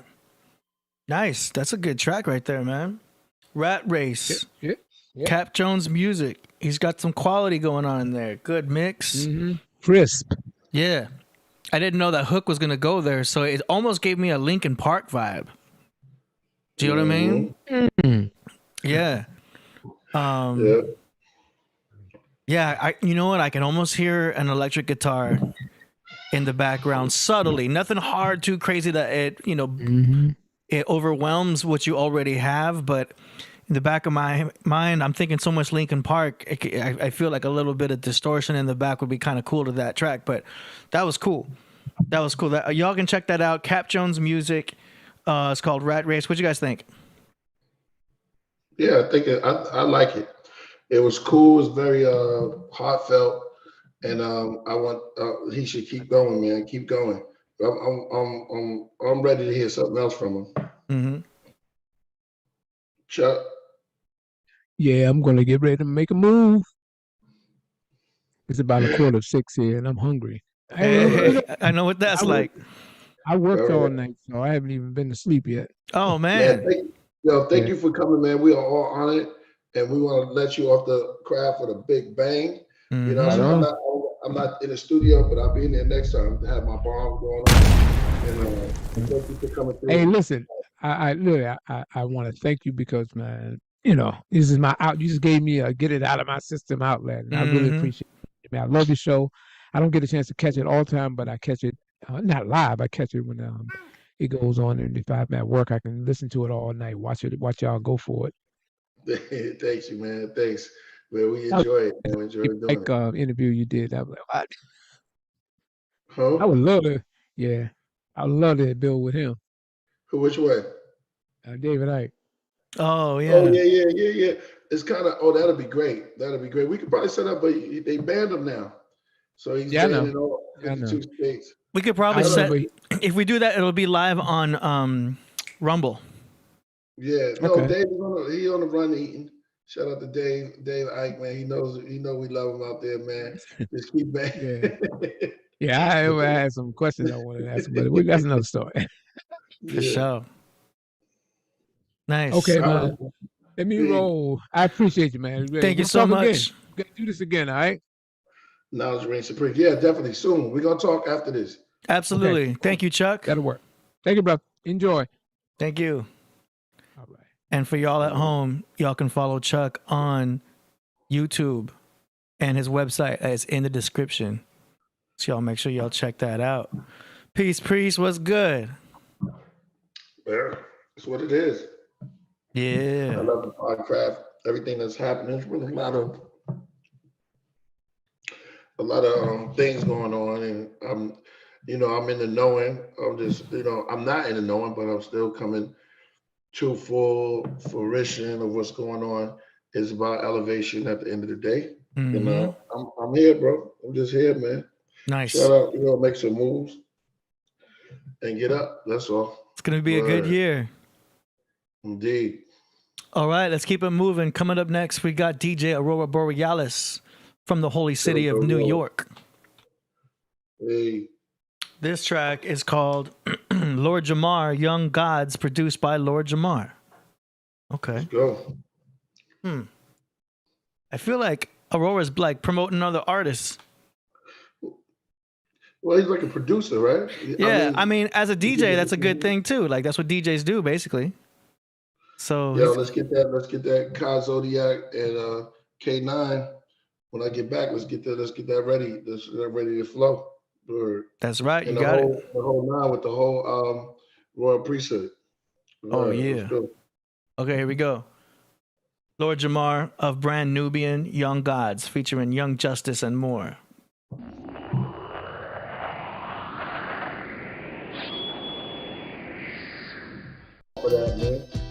That was fire. I was like, hold on. Yo, the first MC, I was like, yo, hold up. I know the voice with the flow was like, it was just like going in. They all went in. I thought it was Lil Malik at first from that Pump Pump song that Snoop did. Remember how that young kid at the end? But obviously it's not going to be him, but he said he was 13. Way more lyrical. Young Justice. But it reminded me of something. Word. Dude, you saw Aurora Borealis, mate?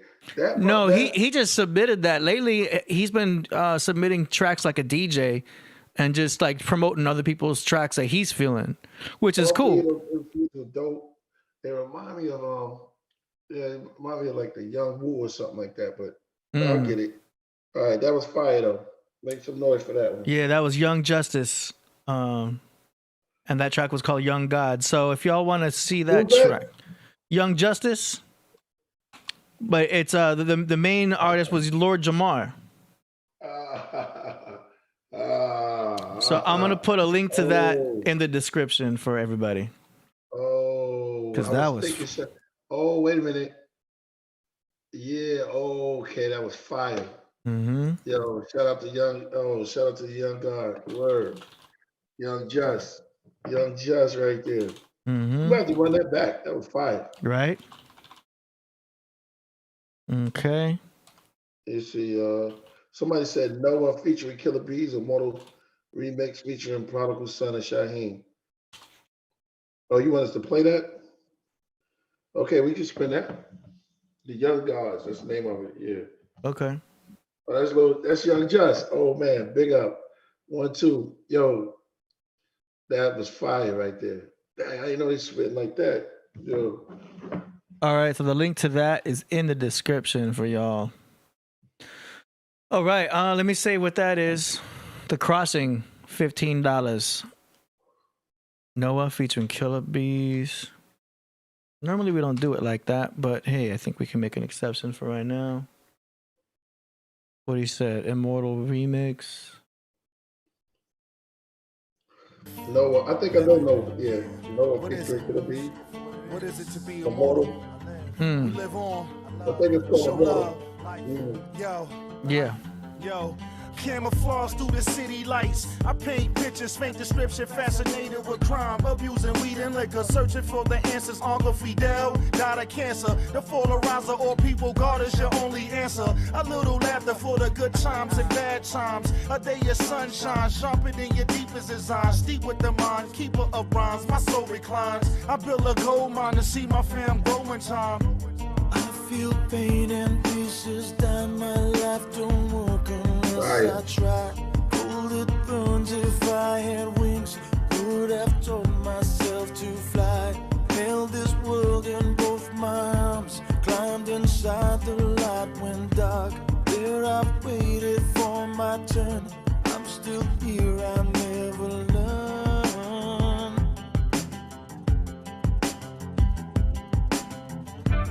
All I have is memories. Hold that thought, I'm on my knees. Need tomorrow, yesterday, the immortal price I pay. Life. Living, surviving. I don't know if life's worth dying for. Give me a reason. Give me a reason. I don't feel like I've been here before. I'm still believing.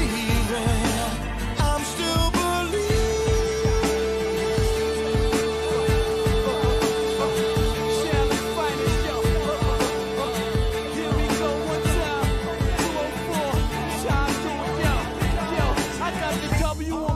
and I'm swimming 9,000 miles back home. My whole hood happy I'm back home. I'm the backbone, Blackstone, greatest story never told. I came to the wilderness of North America alone, stomping like a giant in my corn and mashed potato tin. Taking more iron than vitamins. I'm grinding, putting it in from the bottom up, and I don't rock watches or bracelets because they remind me of handcuffs. There's a playback in my head. Not right now, I hear it when it's so quiet. I hear my heart. Then this whole thing starts again. Fire. Dope. Fire. Cool track. Each verse, Priest Son and Shaheem, they killed it. That was dope. And the singing, that was fire. Yep. And I'm going to put a link to that in the chat. I mean, not in the chat, but in the description. Okay. 1 second. Cool. Yeah, normally we don't play tracks from other artists, but we made an exception on that one. Because that was cool. All right. Moving on. Yeah. All right. Coming up next now. We got one from Ace the Supreme from Washington. Name of the track is called Flatbush.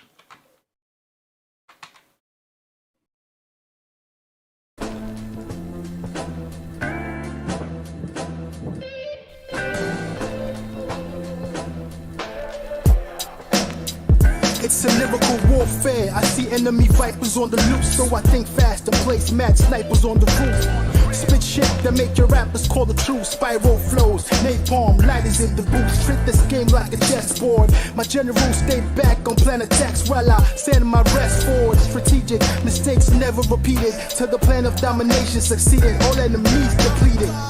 It's worldwide when I reach around. Every battle's action-packed with bloody lethal rounds. Try to step to the back and you get beaten down. Even now these niggas so broke that they can lift the pound. Ha! DJ, let the record spin. Rent a house, I'm stacking the cabbage, so bring the lettuce in. Thinking that you fly, my nigga, you get jettisoned. COVID with the flow, for me, there ain't no medicine. A syllable's the pinnacle of rap. Unpredictable, lyrical. It's more like a bliss when I snap. Silverback, gorilla attack, your habitat. Provocateur, I ray forth, only body stack. My law attract women clad in fine linen with frame that's vessel for like Brazilian sophomore school of hard knock degree in villainy. Fed off your ministries, leading it to reach my divinity. Joe, I ain't your regular combat specialist like Nebula. My punchline register on any competitor. I'm the original man, you just a replica of a Hitler homicide when I send shots to your celica. I'm exact 6 degrees, mixes like golden fleece, neck deck with a frozen piece. It makes it the way you're moving this beat. A supremacy, divine penmanship, heresy to papacy.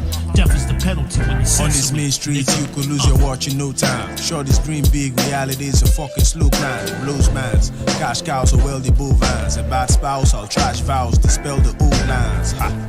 Preachers preaching my city some every day. Draw closer to God, I'll leave graffiti on every gate. The mirror image of a man in a looking glass. Recipe for disaster, planned in a cooking class. Whooping ass. Bros, I can't come and carry last. Your comedy of errors, forced laughter from an last slash brag killer. You're armed to the teeth like a conodont, but couldn't do this to the maxilla. Batter your feeble frame for faking your shine. You'll see your physical change like the slaking of lime. Abuse drugs and curse mannerless pharmacists and uppity. Yapping about flying saucers in my cup of tea. Yo, that was great. Ace the Supreme. Yeah, good video, great beat. That was real nice. Shout out to Ace the Supreme, Flatbush. That was legit. Get up to the bush. They're from Washington. Everybody on that track was fire. Yeah. Yeah, and the one who submitted that was Eccentric. You'll see him in the chat. So shout out to Eccentric. Man, that was fire. Damn. For real. Okay, so I'm putting that in the description for y'all to check out at home. That was really good. Yo, they just launched. Oh, no, here we go. Hold on a second. Gonna do a little magic here. Boom, boom. Y'all make sure you follow Ace the Supreme on YouTube. Link is in the description. I'm just gonna make sure that I subscribe myself, because that was straight fire. All right, link to that's in the description for y'all to check out. Really cool track. Okay, let's go. We got another submission here by Cap Jones featuring Shaba'am Sadiq. Oh, shout out to Shaba'am Sadiq. That's fire. Okay. The MC right there. Who is it? Me, him, and Hellraiser? I'm not sure. This track is called They Needed Each Other. So let's go. Make a little adjustment here and boom. A computer is an educational device. It is in fact a direct reflection of your own imagination, your own intelligence, your own programming skills. And once you are given the freedom in which to create things and to see the immediate response on the screen, then it becomes a very enjoyable experience. There you can broaden your own experience with the computer. Got the time, touch my pocket for the answer. I can calculate the growth rate of cancer. AI, lay wise words on these children. Detail the Christ crucifixion. At my women, WikiLeaks the Meek's home depiction. High viscosity, now we break down friction. Regurgitated all magic 8 ball simple. Knowledge of the universe wrapped in a thimble. And the time gets shorter. This whole world's out of order. We're spilling over the borders. And into our fresh waters. Out of order. They feeding us as poison.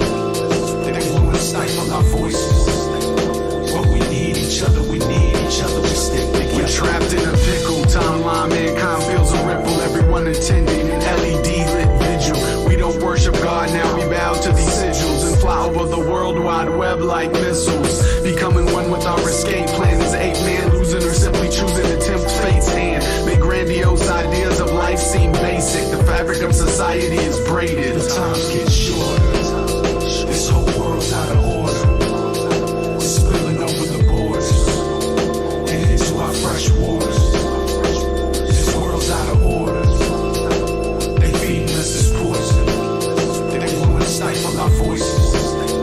But we need each other. We need each other. We stick together. With fiber optics, nanotech, microscopic, being listed by planes all over the tropics. The grid is coming online.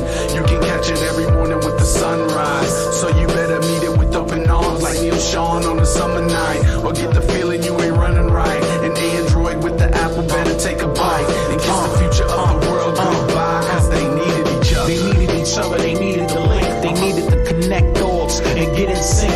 But the opposition always setting up to divide us. Have us arguing and bickering and landsliding. Select all votes, gerrymandering and cheating. No electric votes, hitting the cross on a steeple float. Fuck cancer, it's eating lots of my peoples. Yo, I'm not even sure what modern medicine does anymore.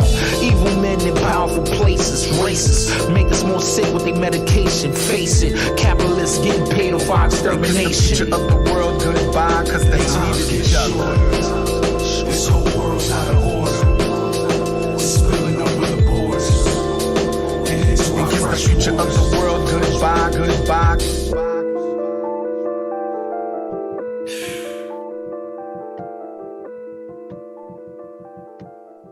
That was fire. Yo. What'd you think, Priest? Incredible. Legendary MCs, legendary moment. Shabam Sadiq, always superb lyricist. You know what I mean? All of the cast that was on there, hold on. Everybody that was on there was killing it. Mm-hmm. Good quality production too. Like the mix was right, beat was right, the vocals were right. I didn't hear anything to fix. That was just fire. Yeah. You know what I'm saying? What's good? Yeah. No, I'm just looking at something good. What's up? Is Cover Boy texting you too? Big up the Cover Boy. Yeah, man. All right, let's keep it going. Next. You ready? Are you ready to hold it steady with a machete? Are you frozen or are you holding still right there? Is he stuck? Hey. Oh. Nope. Priest, you there? Yeah, I'm back. There you go. Yeah. Oh shit. Yeah, they kicked me out for a second. I don't know, just. Oh, wait a minute. Yeah, there's a new you in town here. Hold on a second. Oh, there's two of you. Get out of here. Yeah, that's crazy. All right, I'm just gonna. Which one am I? You the bottom one. It's all good. We can work with that. Uh-oh. Okay, there you go. You're moving.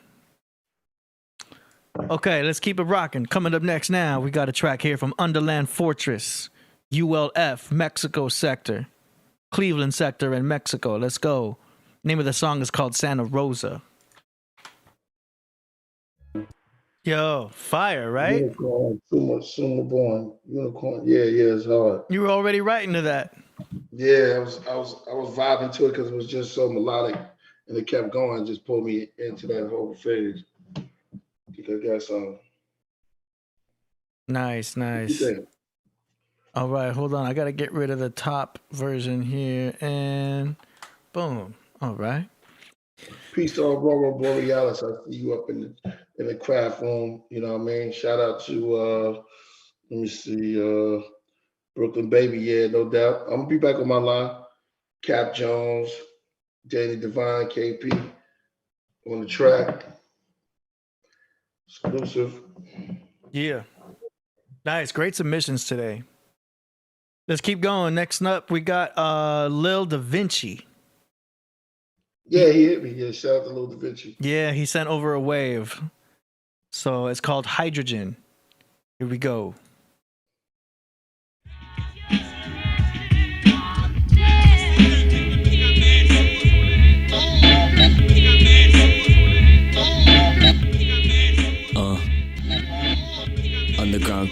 most high found the beat, the beast in the booth, be shooting darts, part in the sea. It's little Da Vinci, the godson, swinging my sword, the megalord slice, water walk, talking to sharks, mark the beast. I be dropping heat, fire I spit, macabre form, make a heavy storm. Born as a god with golden arms. I minimize, civilizing the dead, the thoroughbred. Saying I'm been demised, the message liquidized. It's the wise guy spitting in higher G on TMI. Psychonaut riding that star for heart of frost. It's the underground boss, off a cigarette, hot like phosphorus. A prophet, the underwater traveling man. My pineal gland from the wise dome, tapping my zone. Aquatic throne from the cosmos, quotable gauze, swim with the cards. From a paw, I blast off, painting like Ross. Walk with a trident, the wise man spitting so violent. I supply weight straight from the underground. You hear the sound, ground shake, water world, woo verse. On higher herds, God bird lurking the waters, and ancient pharaoh. Piece of the gods and earth's little Da Vinci. I'm out of here. One.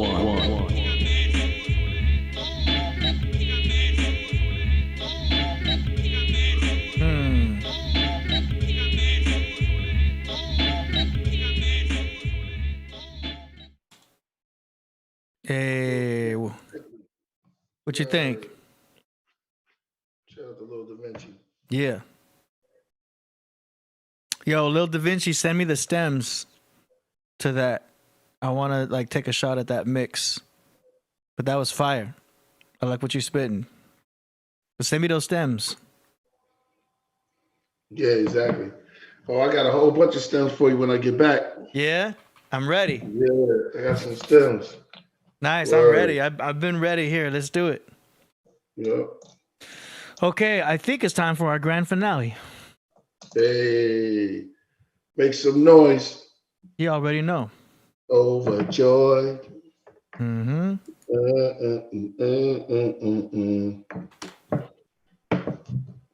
All right, you already know who it is. Zodiac. That's right, Ka Zodiac. Let's go. We're gonna go full screen.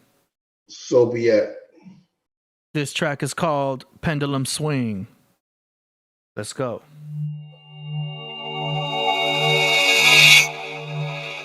We live in a place now that feels just about like a plantation. We're all indentured servants. When I found out there were 8 presidents before George Washington, I wanted to smack somebody. You know, I wanted to know why I was taught otherwise. Just tell me the whole story. I'll fill in the blanks. Are you ready for the pendulum swing? That brings us back on the top, where we meant to be kings.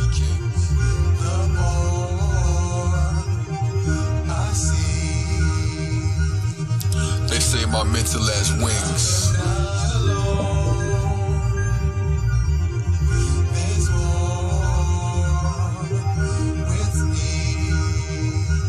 Too brilliant for you. Introducing a man who embodies a revolution. Time within my DNA, thoughts beyond human. There's only winning, I fought beyond losing. Cop street fight in the court style. Your jurisdiction is rooted in pure fiction. Make the captain jump ship, either exit or execution. My music shock and eclectic electrocution. I always said when I reach heaven, I'm never moving. Truman Show, the stage became small. There ain't no room to blow. My vibe is so high in the hood, I'm like a UFO. Marty McSide, I got that back to the future glow. Our backs against the law cause we forgot what we used to know. Return of the ancient one. Why the smart plague and dumb, you looking so lame. When I rhyme, put you to shame for fun. You being chased with freedom's at stake, I make the agents run. Every zombie's a potential god, sleepwalking. Freedom's calling to you wake inside a deep corking. Rockin' moccasins, popping enough fedora and pouring bottles of incredible thoughts of my supporters. But you ain't taking time for exploring your own orbit. So you trapped in a trap and you cornered on the corner. The cheese you rats is chasing ain't worth the half of this course. And your galactic god warfare, rapid and odd formula. Pay attention when I stand at the podium. You rappers check for bars, I'm checking who's got no room. And it ain't even that you weak when you rap. You bring scoop and get the puddles like you deep when you lack the basic nutrients for me to even eat you for snack. Smack you brutally, and I ain't even need to attack. But trying to be on trap beats instead of being in the trap. The Negro is still languishing in the corners of American society.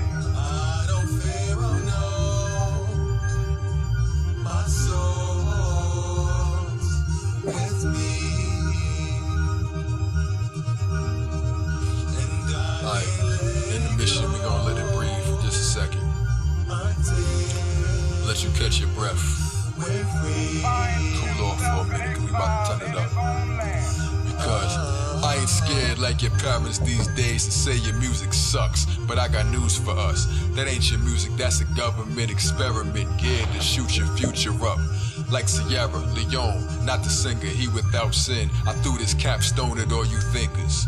The judgment bringer, I come with 100 Incas. Cacao Olmec, my queen's the color of Medina. Avocado mask, skin is like butter on the features. My window never had the smoke screen of non-believers. And these days you can't tell the dons from who's the divas. I'm hot before the fever unlock the door that keeps you in prison and hard to reach it with wisdom from out the ethers. My record is an ancient script. Historians be reaching and they crazy to get. My creative gift is an ancient myth told for generations. The soul of many nations and one man who's taken the head of plenty Sagans. The day spinning slip through my fingers just like grains of sand. You feel you hate, I am the sun here to awaken man. The dawn of a new day, rise and get ready. My mind, it gets heavy while blacks dance. Connect the words melanin and melody. Don't meddle with the pedals, be gentle on the brakes. Your body is the world's soup when they sent you from outer space.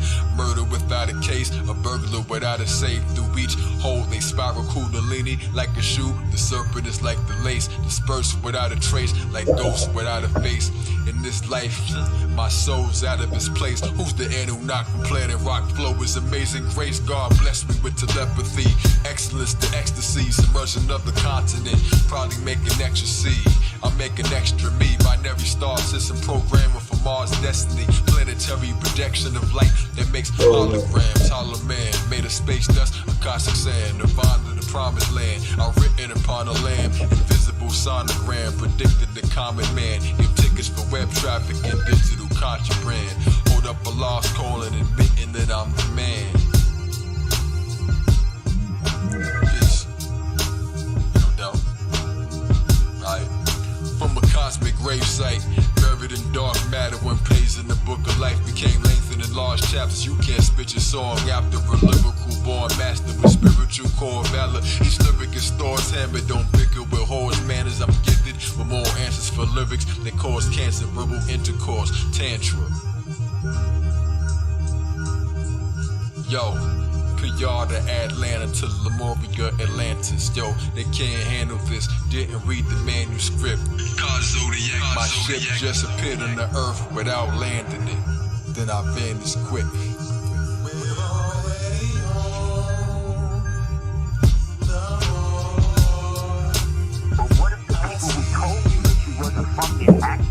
Yeah, give enough for bombs, bro.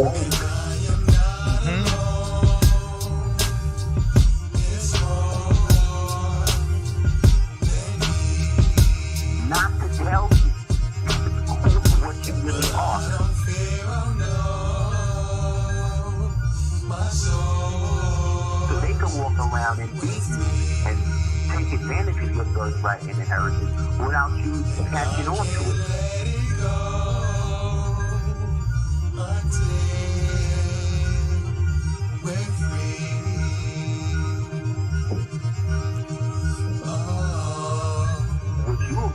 That you're not from here. You've been taught that you're an alien. And you don't even challenge it even in your own mind. That's slavery. And it's a pact you just made with them. And so you've agreed to a fraudulent jurisdiction that they created. And then it makes it legal because you're great. So when you're out of your culture, you are out of your living mind. And it's very dangerous when somebody else defines your thought pattern. And whose education are you getting? You can't get a good education in these universities. What I'm teaching you today, none of it came from their institutions. Brothers and sisters, your best education is to go to the source. Go to the source. That was crazy. Wow. Yo. That was crazy. Another. Yo. Yeah, dudes. I'll tell everybody, man, take notes. When MC step in the building, you know the aura, you know the sound, you know the timing, you know everything they put into it. Because you're gifted by even listening to that. That's a jewel in the time. Hip hop should be happy right now. I'm just glad he on a royal priesthood, right in the family. Yeah, man. I should be happy celebrating to the whole craft room. This is MCing. Yeah, it's phenomenal. It's a Ka Zodiac experience. Yeah, that's how I see it, man. He's getting better and better. You notice that? As far as well, I think he was always He's getting more relaxed. I think he's always dope. Word. He just advances. He just keep advancing. Cap Jones says Ka Zodiac out here outworking the whole internet. It's incredible. It's true. So y'all make sure you follow in case you don't yet. Shout out to Ka. Yeah. Go to Ka Zodiac's YouTube channel. Make sure you subscribe and check out all his phenomenal productions, yo. Each one of them is an experience. And I highly suggest y'all sit down with headphones or a really good sound system to experience all of these productions, man, because it's a trip. It's a trip. And some of them are a little... The Ka. Yeah, it's epic. Mm-hmm. Some of them are a little overwhelming, too. It's like, oh, man. It's a lot to digest, but it's really good. So I'm going to put the link to that last track in the description box for y'all to check out so y'all can run it back at home and make sure you subscribe. Okay. Man. That was fire. All right, let me check for any last minutes. And that does it for today. So, for everybody at home, if you guys are interested in submitting tracks for the next song promotion segment, which will be on Monday, go to killerpriest.tv/song promo. The link is in the description. All the info is at that site. These song promotions are great, not only to promote your song, but to promote your channel and you as an artist as well. Many people watch back these episodes time and time again. Yeah, that was a great segment. Yeah. Yo, that Saki got me like, You had Saki? Yeah. Ooh, Saki shot. Saki got you rocky. Yeah. Let me tell you. Yo, man, tune in. I'll be in the building next time. And I'm gonna be there. We're gonna get it in. Shout out to everybody in the podcast. Thank you, Chuck Morgan, for coming through, dropping so much wisdom. I mean, you're always welcome on the Rocket. For everybody out there, have a beautiful weekend. Stay up, stay blessed. You know, keep it podcast every day. And make sure y'all hit subscribe. Tell people to tune in.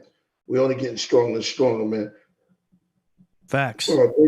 Thanks, AD holding it down. Thank you. Yo, you holding it down in every way. We got more music on the way. Yo, what we going out with? I was thinking Jasmine and Nana from Mr. Universe. Let's go. All right. We'll see y'all next time on Monday. Have a great weekend. Peace.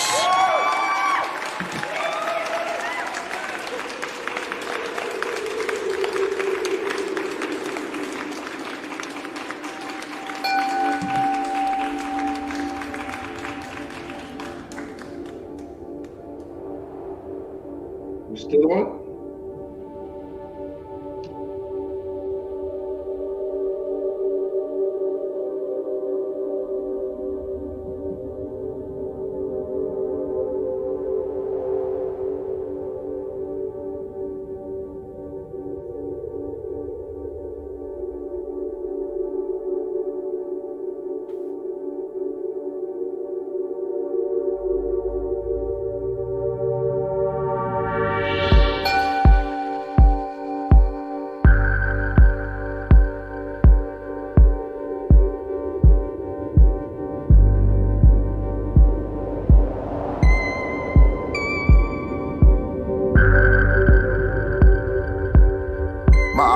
Sent a rocket to Nebula, Milky Way. Uncharted areas where you watching vanilla. Star Trekker, you an astronaut in the stellar. Aboard a rainbow blimp with chakra propellers. The Metanetra, Nikola Tesla. Tetrahedron, Phoenix Elder. Dragon Impaler, Demon Expeller. Orb spider webs above my head like dream catchers. The tarot card Queen Esther, the pharaoh god King Scepter. Several scars on his back, wings severed. Elohim shepherd, supreme message. I bring in records when your life seemed wreckage.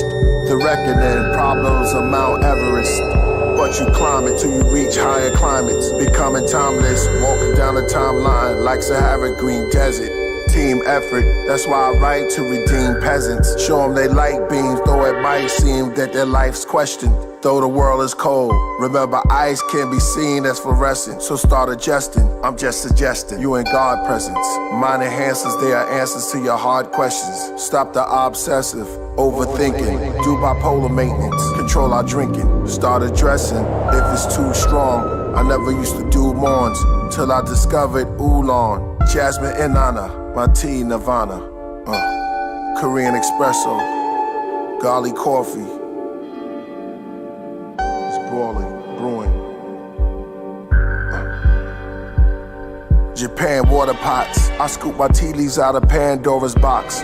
Is Machiavelli cinch boiling hot? Or cappuccino blow the cream off the top?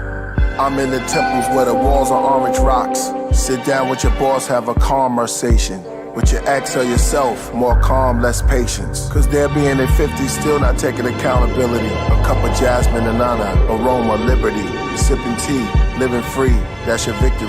Everything's real and upfront, no mysteries. Some of y'all in relationships need releasing ships. And while you taste success, they taking demon sips. Nah, bingy riffs, enjoy my dish. Rice and peas and kingfish. Jasmine and nana.